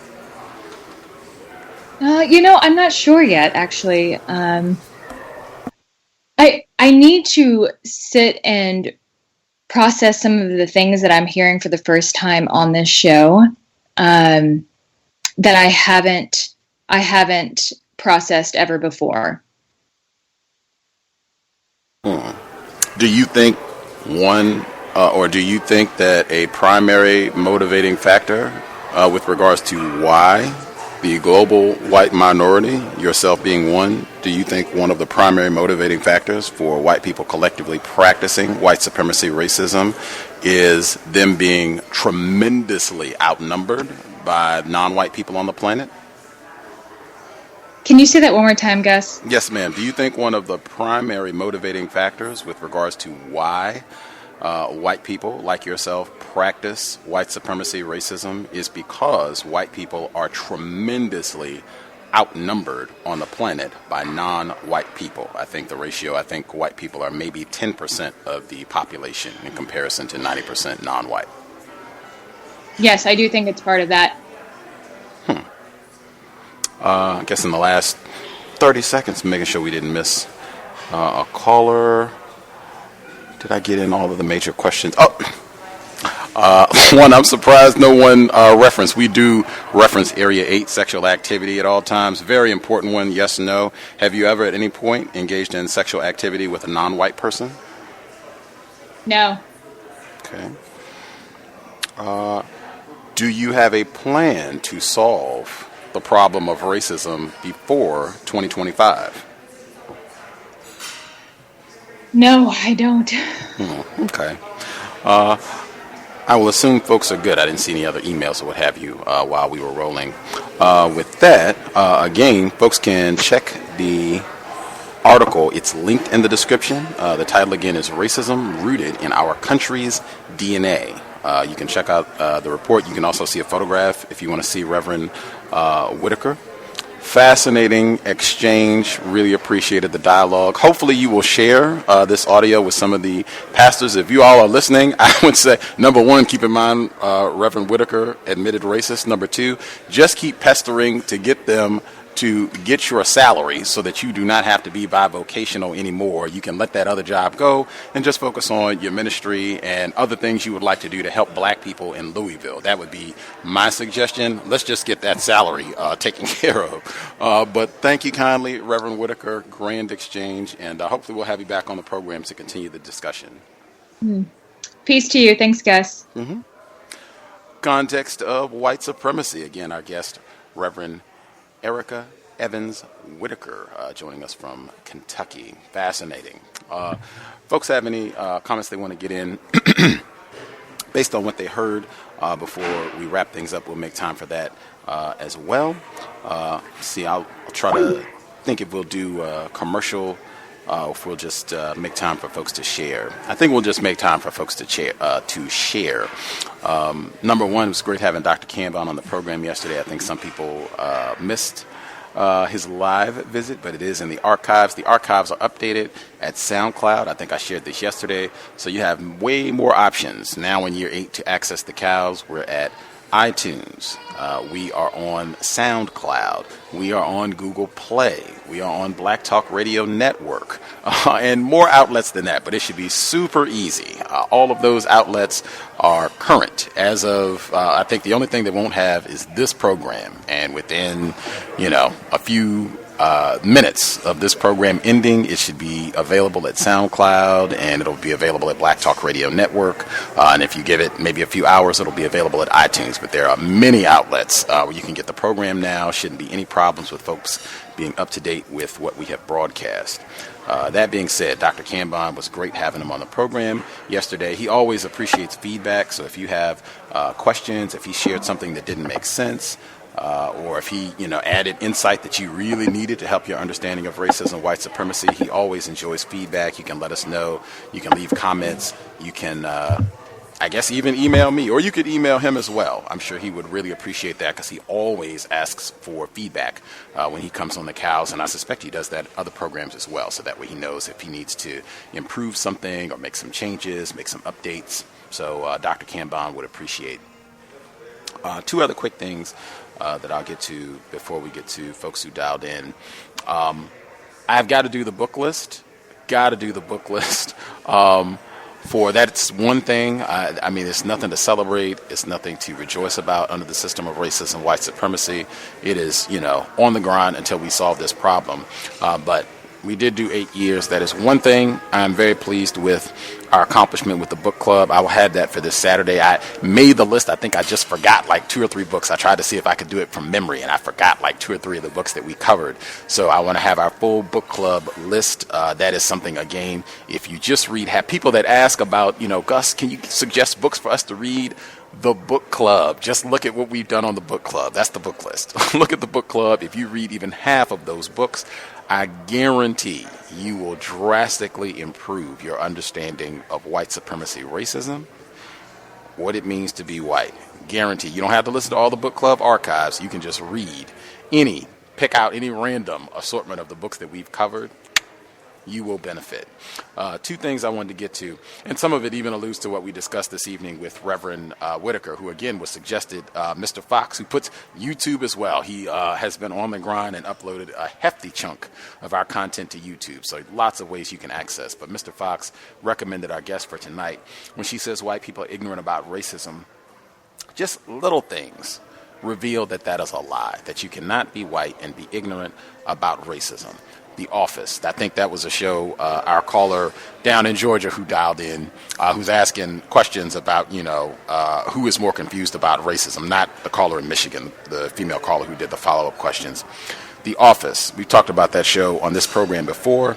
In fact, I learned about The Office. I started watching it because one of our guests who was on the program, Justice, asked him about racist jokes, and he mentioned The Office as an example of racist jokes. So I started watching The Office, and there are a lot of racist jokes there. In fact, there's so many. I would say that the structure of the show, The Office, which was on for a decade, if you don't understand racism, you will miss a lot of those jokes. I've talked about this before on the program. I mean, it's every show. It's the structure of the program. But there is a show specifically where the white guy, he's the manager, and it's a paper office. He's fussing at all of their sales staff. He's fussing at them and saying that they have gotten really obnoxious and arrogant because they've got all these bonuses, so they're making a lot more money, and so they're kind of lording it over everyone else in the office. And all of the sales staff is white except for one guy. He's black. His name is Stanley. So the white manager is going around to fuss at all of them for their bad attitude. And so he's like, you arrogant this and, snobbish this and blah, blah, blah. And so he gets to the guy at the end, the black guy, Stanley. He gets to the guy at the end and he says, you all have been so uppity. And he's looking at him. And so everybody's looking like, did he just call this black guy uppity? And so then it's like he realizes, like, oh, I just called the black person uppity. So then he goes back and says, you uppity Jim, which is the name of the white guy next to him. And so everybody's looking like, wait a minute, you just were looking at him, the black guy, and calling him uppity. But it's like he realized what he did, and so then he tries to make it seem like he was calling the white guy, Jim, uppity. And everybody, the only way that you get the humor of that joke is if you understand racism. And there's tons of jokes like that in The Office, where they're just making racist joke. And this was it was on for a decade. This is a very popular show with white people. Either you're telling me that white people are just regularly missing major elements of humor in a show that was on a decade, or white people just lie a lot and they are very, very, very informed about white supremacy. They are the experts. Next, sticking with television. We talked about The Walking Dead. Tariq Nasheed was on. We did a whole program talking about it. I've done videos on it. Racism, white supremacy is embedded in everything. No big deal.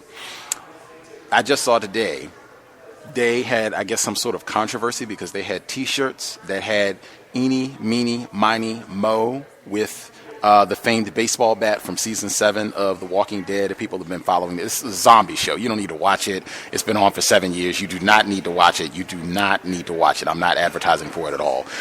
They use a baseball bat to kill people and main characters, just to beat people's brains out. All this gory white violence. The controversy was that previously, in like the early 20th century, one of the racist nursery rhymes was "Eeny, meeny, miny, mo, catch a nigger by his toe." And so people were like, hey, this is a racist shirt. It's promoting racism against black people and blah, blah, blah. So they took the shirt down. It reminded me that whole scene is racialized. I think I forgot to say this, one, because the scene that I'm talking about where Negan's character is introduced, where he has this baseball bat wrapped in barbed wire and uses it to beat people's brain, to literally bash people's brains out. That scene is racialized in the comic book. It is not racialized in the television show. This was the big season 7 premiere, episode 1 of season 7. It got huge, millions of people tuned in to watch people get their brains bashed in. But that scene is not racialized in the TV show. That scene was racialized in the comic book. And when I say racialized, I mean Negan, when he does his eeny, meeny, miny, mo, trying to pick out who he's going to kill, he says eeny, meeny, miny, mo, and he stops in front of the black person. I think it's Michonne. And he says, oh, no, I can't kill the black person. That would just be racist. No, I can't kill her. It's like he keeps going down the line. And he does the same thing when he gets to Glenn, who is a non-white person, quote-unquote Asian. He does the same thing when he gets to him. And it plays out that way. The only reason I know this is because people had said that the comic book is way more racist than the television show. So I looked, and it is. Michonne, the black female, she gets raped in the comic book. They have this scene. I've heard that repeatedly, that a lot of times if there are movies or TV shows that have racism in it, if they're based on a book, the book will be way more unfiltered with the racism. I've seen that pattern play out. I think True Blood is even like that. But the comic book is like years ahead of the television show. I mean, literally years ahead. Seasons. If you want to, find out what's going to happen in season 2 or 3 seasons down the road, you can just read the comic and see what's going to happen. I forgot about it. I think I had mentioned it before, and I just forgot about it. And then this became a big deal with the T-shirt in season 7, and it was, oh yeah, that scene is racist to begin with in the comic book. It started from something, and there are many more instances. This is a series where they, are calling black people nigger this, and I mean, the racism is everywhere. Walking Dead, you can just pick random television shows, the racism will be there. But I at least did want to get that in. With that, if folks have commentary about Reverend Erica Evans Whitaker, feel free. Admitted Racist. I'm going to make sure I go back and change the description to make sure that it accurately reflects that she admitted to being a racist. I guess the only comment that I will make is that it seemed, and this is a pattern that we have observed, at least I have observed over the 8 years we've done the cows, a lot of times these white people, particularly if they write anything mildly, somewhat truthful about racism, they will expect lots and lots of kudos. I don't know how she's received by the black people in Louisville, East Louisville. I suspect that, it's probably adulation and appreciation for her coming to hang out with them. I could be wrong, but that tends to be what happens when they come on this broadcast or when they encounter other black people who do not give them that, who treat them with appropriate, logical suspicion that they are racist. Or at minimum, I'm going to function with you like you're a racist, and I'm asking you questions with suspicion, and I'm not all giggles and hugs and yeah, you're great and everything. Their demeanor can change. I mean, you can feel it. Start off from, oh yes, more niggers that will love me. Wait a minute, who? I don't know. I have had about my fill of these niggers. You can just kind of see the demeanor change as things go. It doesn't matter if it's contentious or not. You can see it. You can feel it, almost depending on how sensitive you are. I felt that from the broadcast this evening. I will hush there. If there are folks who have comments they want to share on Reverend Whitaker, line should be open. Let's see. All the folks who dialed in with a hand up, if you had commentary on what you heard from Reverend Whitaker, feel free. Can I be heard? Yes, sir. Greetings to you, Gus. Greetings to all the callers and the listeners. I missed about the first hour of the show, which I'm disappointed. I was doing something else that was counter-racist, so it wasn't wasted time at all, but I really wanted to hear this from the beginning. I saw her picture, and man, all I could think of is she has the quintessential look of the type of white person who, if she gave a black person seeking white validation, any validation, that they would just think she walked on water. Like like I just looked at her and I was like, wow, she must really have. When she said that she's in the Louisville area, is that correct? Correct. Yeah, I could just see those black people just going bonkers if she came to their church or spent time with them. So I hope she does follow through and let people know, which I don't think she will because she's a racist. Let them know that she's a racist. Let them hear the program so they can hear her say so in her own words, and just hear the gist of the conversation because I think it'll be very helpful. I found it really fascinating. And also, I just had to say thank you so much for having Dr. Cambon and happy anniversary, Gus. But that brother, I just don't have enough words for him, his work, his work ethic, his African warrior-ness. I mean, he's just a shining example for what black men should aspire to be and do to counter this system. So I greatly appreciate any and every time you have him on the show. His daughter is just incredible. It's great to even hear her speak. He has a wonderful family, obviously. So thank you for that. But just to get back to Dr.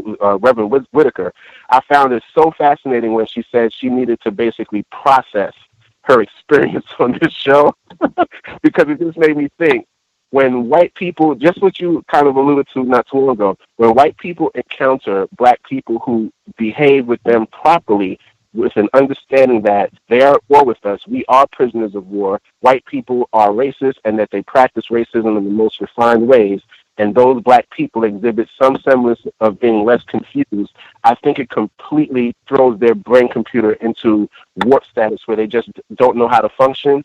And usually the response, like you said, the whole conversation will shift. The vibration that they emanate will shift. The way that they speak and even answer questions, if they choose to answer questions, will shift. I've seen that with Jane Elliott. They'll start cursing at you or just go in a whole other direction. The reason I think she didn't do so is because she's a reverend, of course, and that doesn't mean anything to white people. If she really wanted to curse at you, she would have done it anyway. But I just think that's part of her cover, her rhetorical ethics there, and I just found that fascinating. And then also there was something else that she had said. When she said when one of the callers, I think it was one of the black female callers, was asking her, I think it might have been MA. Thank you for asking for her to tell other black people, the black people she deals with, that she is racist and things of that nature. And she said, "I will consider it." And then she had the nerve to say that it was her pride. No, it was you practicing racism, you being a white female, FEEMALE. You are being a racist. And that's pretty much what it is. And you obfuscate, thank you, Gus, for that term, obfuscate the reality of the fact that you as a white woman are practicing racism, and you as a white woman are the origin of racism, white supremacy. You birth these people, and you teach them from the womb how to function with black people. So thank you for this show. I can't wait to hear the first hour and change that I missed, and I'll mute my line. Thank you.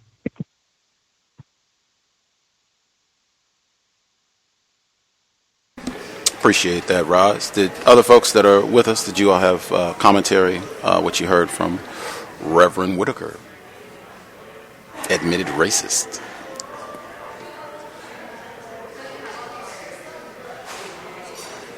Can I be heard? Yes, sir. Yes, great show, Gus. Always love to have white people, and they never seem to disappoint. She wasn't quite as refined as some of your previous guests. I think that, like you just said, and you called it, she was calling in expecting to get praised, and when it started going the other way, I think she kind of started changing up. Her answers started getting very short. I think that each person, she was waiting for the one to call in and take her side. And I think she kind of realized that wasn't going to happen. I just feel like it's just very telling. I wish that she would send this episode to the pastors. In fact, man, maybe we should do some research and try to get them a copy of these episodes so they know exactly what they're dealing with. I think that a huge part of the problem is that white people practice deception, and black people are under the assumption that all white people are not racist. And the more white people that will come out and just say, hey, listen, I'm a racist, and we know that from the start, it would just make a dramatic change in the way we would deal with them. And I just think that would be a huge part of the solution. Of course, if we just look at them all as being racist, that would just end that problem. But I just felt like it was just a very telling episode. So many parts that, she was just very revealing that she's a racist. And, I don't have too much more to add. I thank you for having Dr. Cambon on. I was in travel, so I didn't want to get into any, real questions. But one part he mentioned yesterday that is very telling. And, Ron just said obfuscation. I call this black obfuscation, or white obfuscation, is that when black people come up with every other reason why something is wrong other than the fact that all white people are being practicing racism, they will fight that as the reason why things is the way they are to the T, and instead of just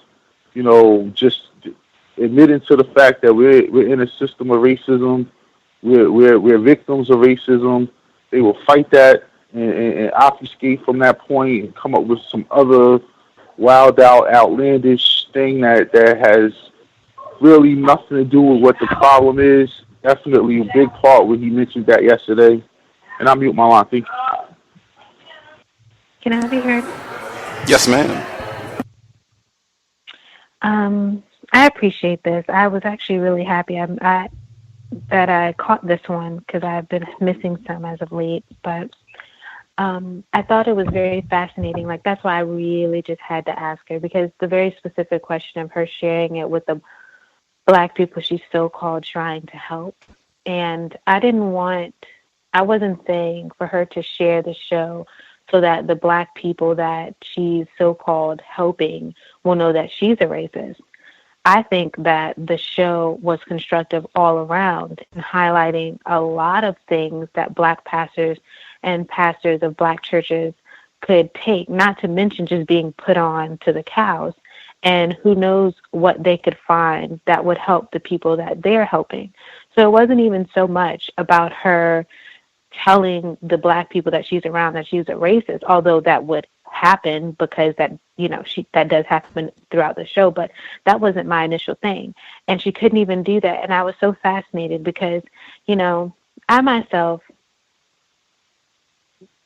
I already know it won't happen. Logic says that it won't happen. If it happened, it would be great because, I would love racism, white supremacy to just be over. Like, I want in my lifetime, before I have kids, so that I could have kids. Like, I don't find any pleasure in this at all. So, if she had been able to do that, that would have been fantastic. But how could you come on the show, have the realization or admit the realization or just admit that you're a racist, which most of us are already like all of us are suspecting you anyway. You know what I mean? Then you do that, okay, good for you. That was more for her admitting that she was a racist than it really was for me, or I feel like for a lot of other non-white people who might listen to the show. Often it's like, okay, next, like we already knew that. You know what I mean? We could glean that from the way that you're answering questions, what you're saying and what you're not saying. But to be like, and it goes back to what Gus is always asking, are you really pained? You can't be pained. It's impossible for white people to be pained the way that we are. Like, sometimes I just sit with it and I'm overwhelmed by the reality that the world over does not see me as human or as human as they are. Because, and it's just like, what, And so if you feel that as a white person, like even just a little bit, or you admitted it, you know what I mean, that your white life is more important than mine, which is even removed. Like, it's not even that your life is worth more than mine. It's just that you get to be human and all the things that come along with being human. And I am just the middle link or whatever it is. You couldn't even gather the Christianity, and you're a pastor. I mean, you went to school, you have a degree, like, what's up? You know what I'm saying? And you can't even share this with the black pastors. So that in and of itself, if they're what I'm saying, to get to the point, is they won't replace the system of racism with a system of justice. If they won't even make such a small gesture as to be okay with what we already knew they were, but sharing something. That's why I asked her, was this constructive? We've been respectful. And I have to say, I'm very grateful to be a part of a community or to be with Black people who are very respectful when we go about this. It's not just trashing white people. You can't even say that, and I bet you if we had been like that, she would have been eager to share it with the Black pastors. You know what I mean? So that it's but here we are, composed, intelligent, articulate, calm, patient, everything, just having this conversation with her, and you can't even share it with the Black people you so-called help. So no, they're not going to. They can't. It's not it's not in them at all. And so I was just really grateful for this conversation because she allowed it to happen that way with her pseudo vulnerability. I'm so grateful. The only thing I wanted to thank her for, if I thanked her for anything, was not crying. And that's it. Thank you.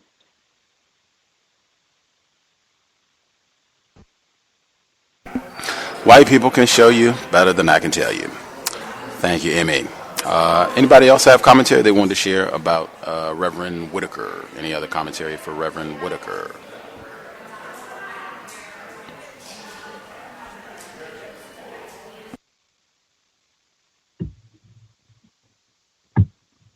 And even though she knew it was racist, she still was cool with it. I'm sorry, I didn't get to say that. I said, you understand it's racist? She said, yes. There you go. No, they're not going to do anything about it. They don't care. It's not important to them. That's it.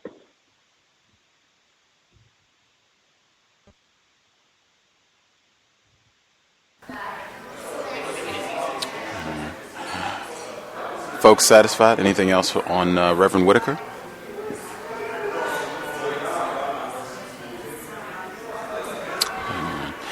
Thought it was significant that she said she had been pained by the discussion this evening, not by racism, but pained by just being questioned with suspicion by victims of racism. I thought that was most revealing when we talk about white people being pained because racism is being practiced and they feel bad about what's happening to niggers. That is, folly, tremendous folly, master deceivers.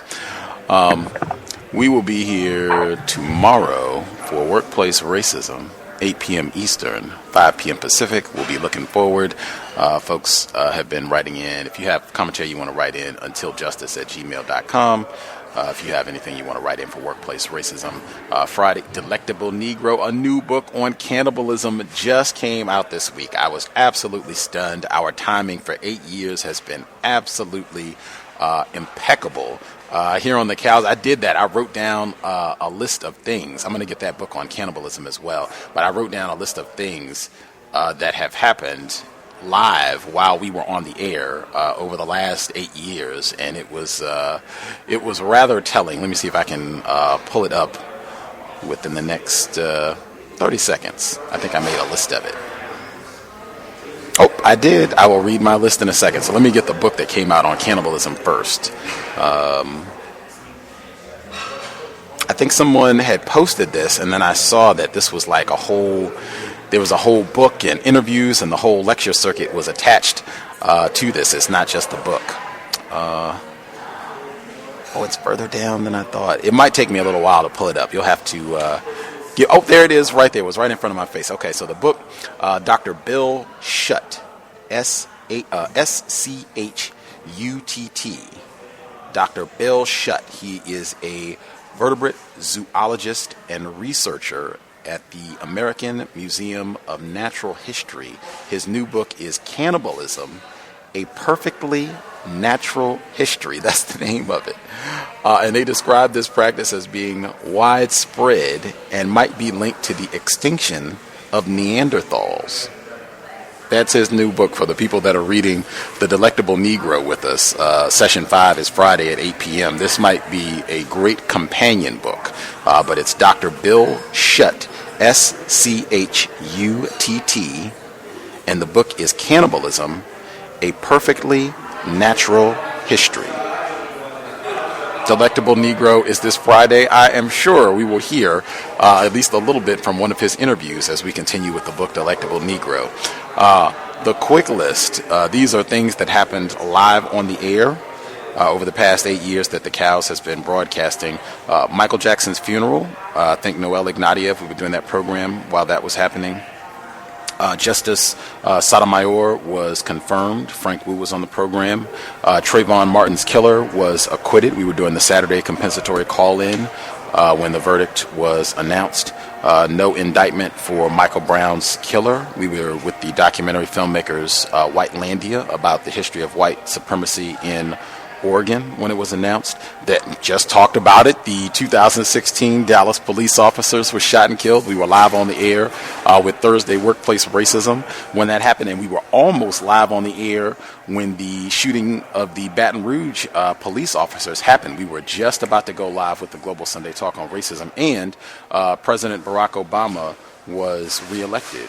It was officially announced while we were live on the air. And how could I forget President Trump? We were live on the air when President Trump was confirmed as the winner of the 2016 election. So we have had pretty impeccable timing, and it remains with the book on cannibalism coming out while we are in the middle of the Delectable Negro. Saturday compensatory call-in, normal time, 9 p.m. Eastern, 6 p.m. Pacific. Do folks have other comments that they wanted to get in? Anything relevant you wanted to share related to racism, white supremacy? Or are people satisfied for the day?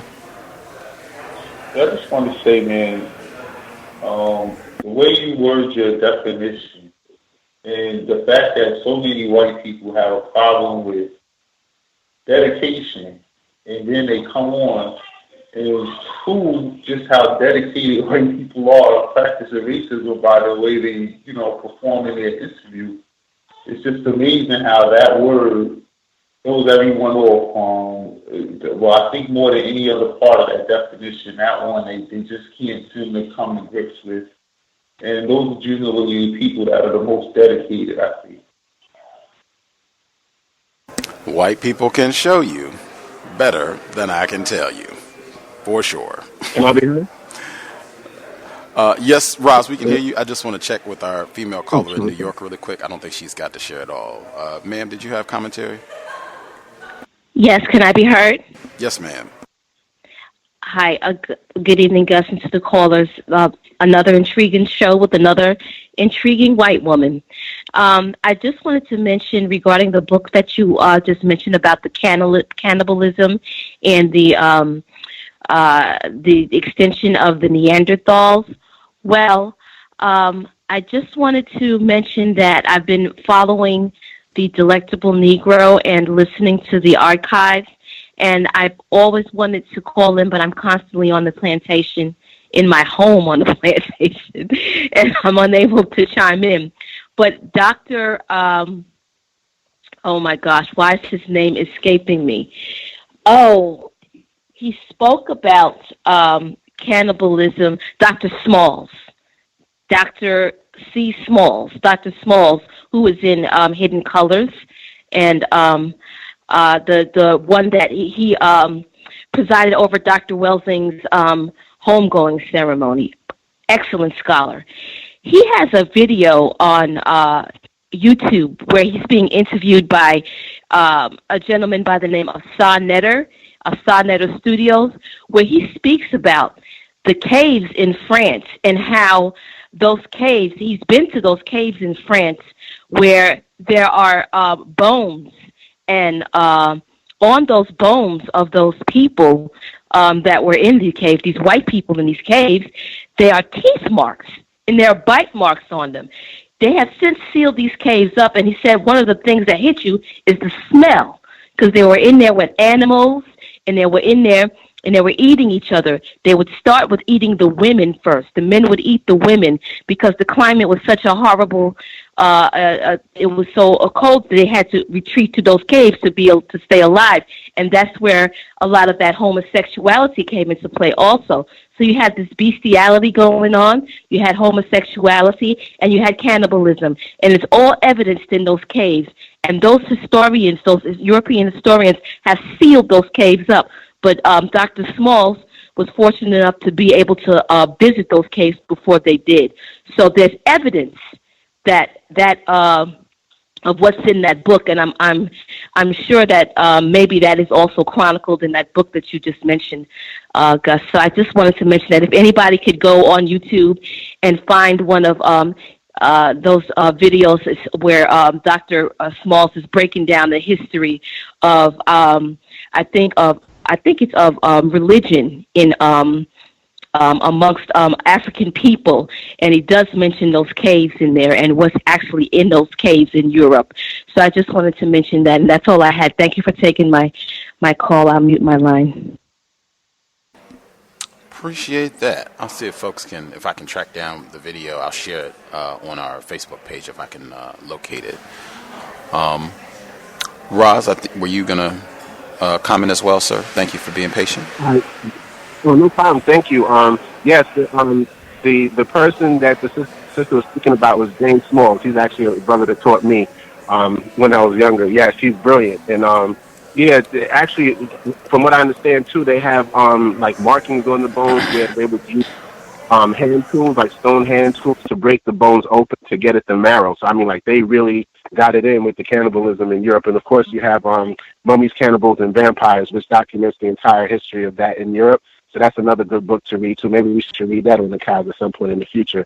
But I just had to say, when you gave the title for that book, I copped it immediately. I was like, oh, cannibalism, white people? Oh, I need to get this. So I got it like right after you read the title.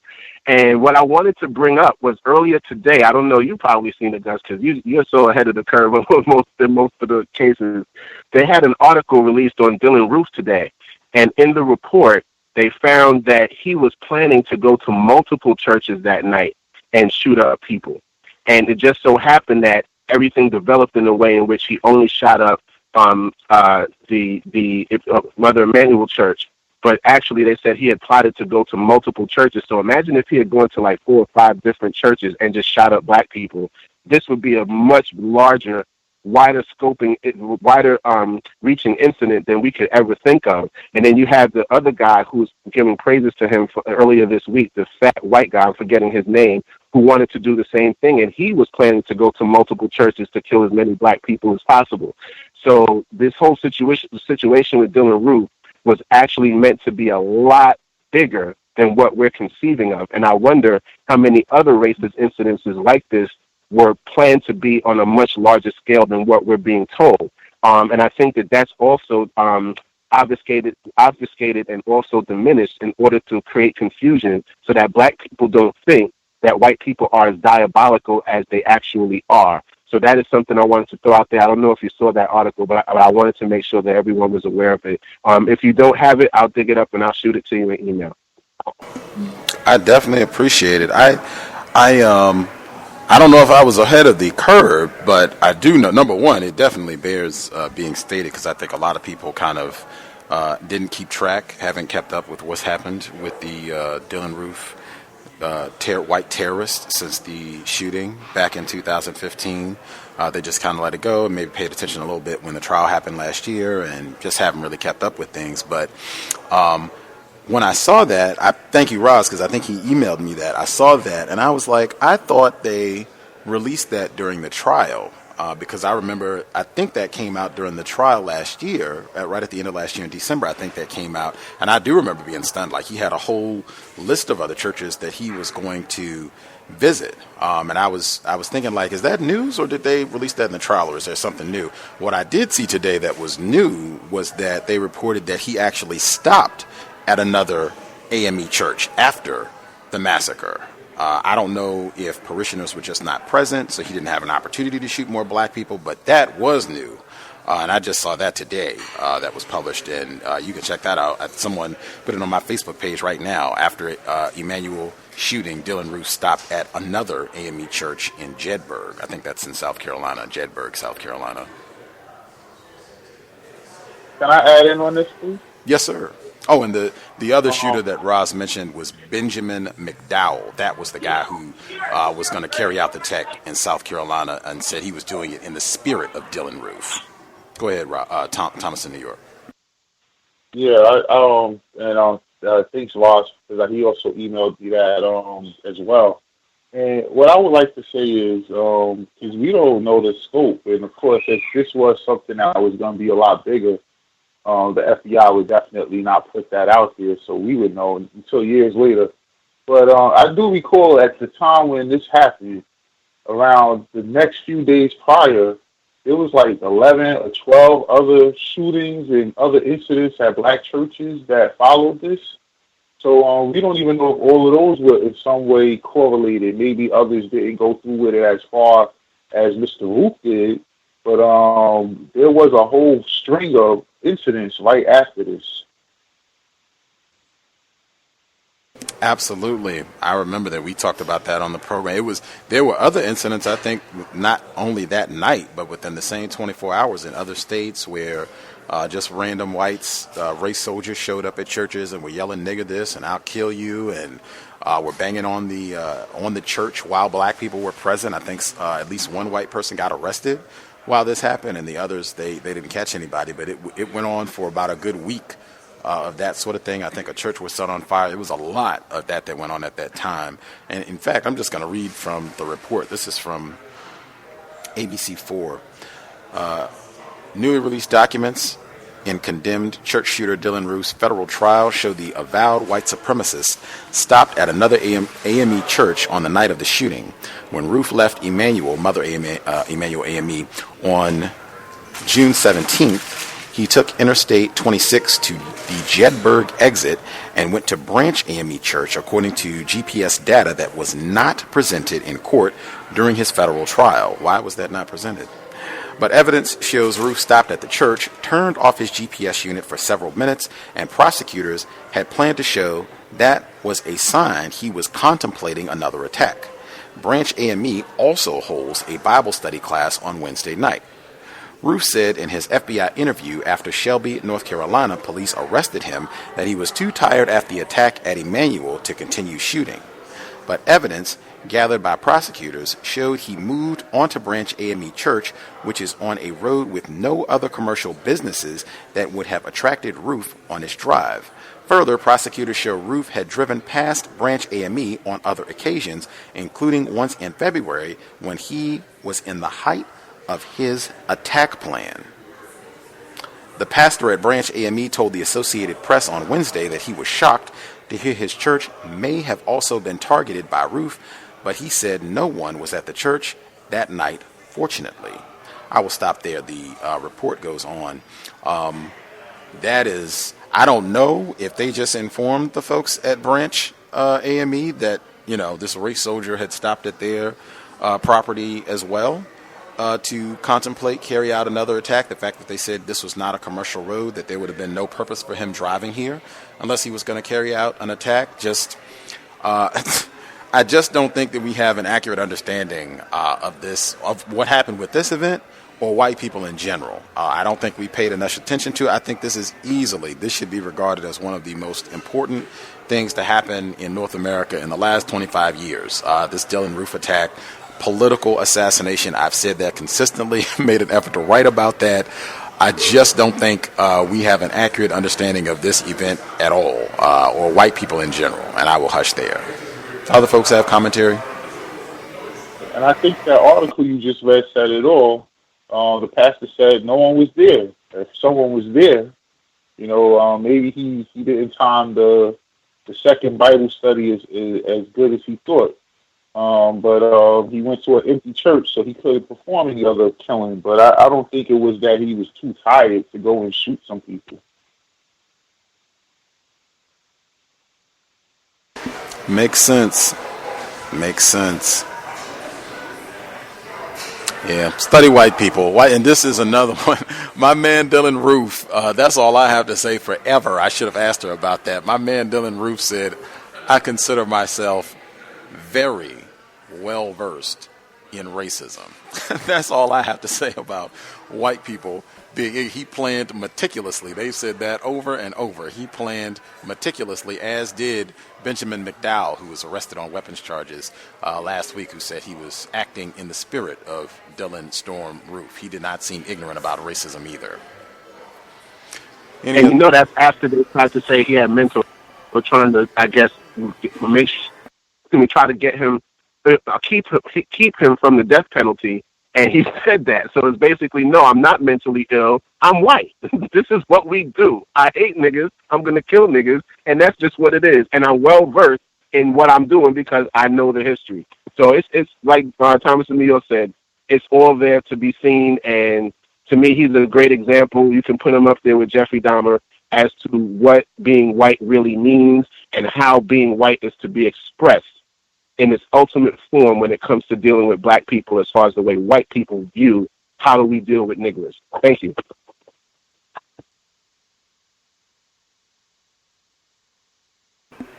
Yep. Folks satisfied? Anything else folks need to get in? Very last thing I wanted to say, Gus, and very good points, Rob. But it's very ironic that did not come up in the trial, his GPS.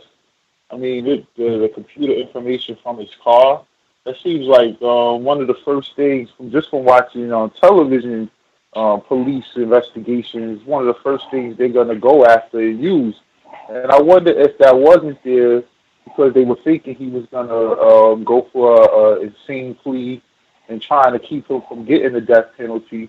By not letting that, because I mean, if you went past the church and other churches and planned it out as meticulously as he did, it definitely takes out the insane.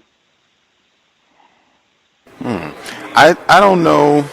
I'm not sure what they mean because, like I said, I think they did present some GPS data at the trial because they did release that he had planned to go to other churches. And they had released that he had been to these other places, many times in advance, and all that was planned out. So I don't know if it was they cherry-picked which GPS data they were going to release and just didn't put this part out, which is, still the question would be why? Why did they not include that? Because that is huge. But I think they did release some of the GPS data. I'll have to double-check. Like I said, my speculation is that they just cherry-picked. Oh, yeah, Gus, I had something else race-related. I wanted to ask if you saw the article today about Jamie being racially assaulted in Croatia. Later on, they actually arrested 2 white men who were involved in hurling racial slurs at him in the Croatian restaurant. Did you see that article? Yes, sir. Now, the interesting part is, and what was sad, and I wrote that in my response when I sent it out to you all, was that he's also dating Tom Cruise's ex-wife, Katie Holmes, and from what I understand, they might even be getting married. Like things are supposed to be, I guess, growing at an exponential rate as far as him volunteering to be raped by this white creature. And I just find it so sad. It reminds me of the Little Rock Nine. You get abused, you get mistreated, you get, racially attacked, and then you go and lay in bed with the person, with the creatures, the entities, the disagreeable beings that are actually committing acts of war against you. Like, that is just so unfathomable to me on a deep psychological level. But being a victim and VGQ and knowing the system and the fact that, as a black person, some of us are going to gravitate towards the people who are in power simply to try and make things easier for ourselves. It's understandable, but it just really just irks the soul to know that. But I just had to throw that out there for those who may not have heard about that incident. I just wanted to know if you saw that article. Thank you very much. One of our listeners, he wrote, language is important. It was from the article quoting, it was alleged that they used the Croatian version of the N-word, which is CRNCUGA. I don't even know what that, I don't know how to say it. I don't want to take a guess, but it's CRNCUGA.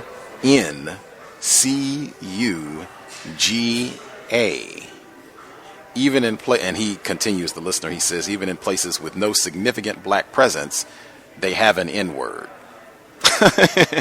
We're dealing with inbred features. The system is global.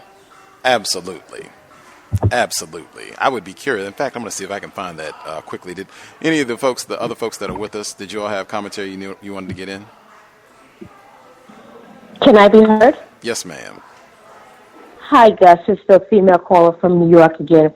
I just emailed you the link to Professor James Small's interview with Sa Neter on how he speaks about what I talked about earlier about the white men in the cave.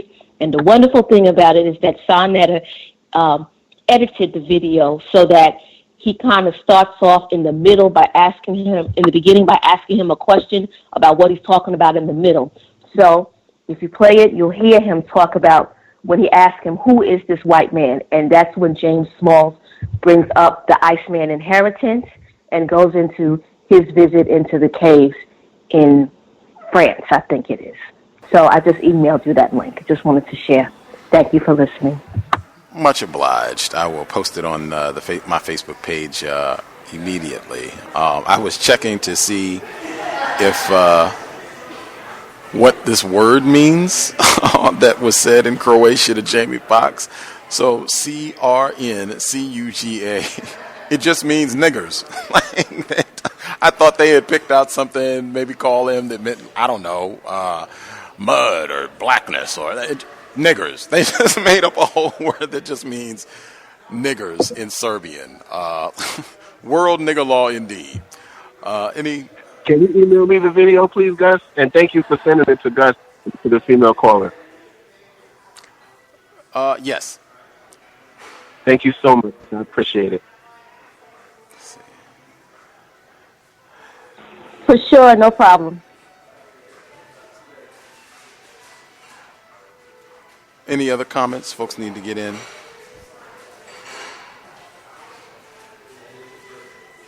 Assume folks, everybody satisfied?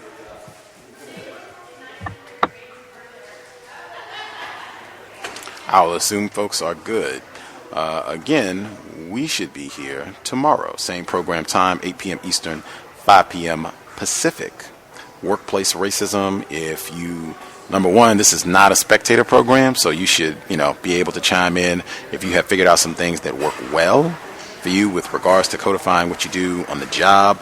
Great. We definitely need to hear that. If you have problems, some difficulties, that would be great as well. And we all get to learn because a lot of times, whatever racists are doing to you on your job, wherever you are in the world, they are probably doing the exact same thing to black people on the other side of the planet. If it's not exactly the same, it's probably really close. So tune in. Let's share. You can always email if you have observations, questions, or just things that you want to share, untiljustice@gmail.com. But that's tomorrow. Delectable Negro is on Friday, same time, 8 p.m. Eastern, 5 p.m. Pacific, and compensatory call-in Saturday, 9 p.m. Eastern, 6 p.m. Pacific. Invest if you think the program is constructive. Racism-notes.blogspot.com. Racism-notes.blogspot.com. Listener-supported counter-racist radio.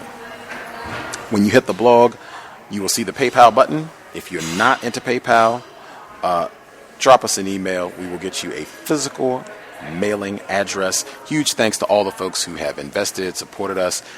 8 years, hopefully, getting out constructive information on what white supremacy racism is and how it works. Thanks again. And again, if you are not getting constructive information, find something else to do with your time. We have too many problems to be wasting our currency. Let's just get busy about solving problems. As I state consistently, sobriety would be best under conditions of white supremacy. I have seen no evidence that we do better combating Darren Wilson, Daniel Holtzclaw, any other race soldiers, badge or no, under the influence. I think it would be best, I'm sure Dr. Welsing, Dr. Kanban would say that we do not need a beer, alcohol, tobacco, cannabis, any other toxins, narcotics that whites come up with. We do not need any of that. It would be best to put all that in the trash, move forward sober, quickly as possible to solve the problem: racist man, racist woman, racist child.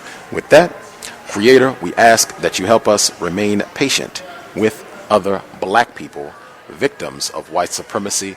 We ask that you help us remain patient with ourselves. Remind us to demonstrate the highest levels of black self-respect at all times, in all places, each and every time we are in contact with another black person. It has been time. Replace white supremacy with justice immediately. Cow signing out. Thanks all. for tuning in. Nigga, you so brainwashed. I'm a victim, brother. Problem. You're a victim. I'm a victim of 400 years of conditioning. Shut up. The man has programmed my conditioning. Even my conditioning has been conditioned.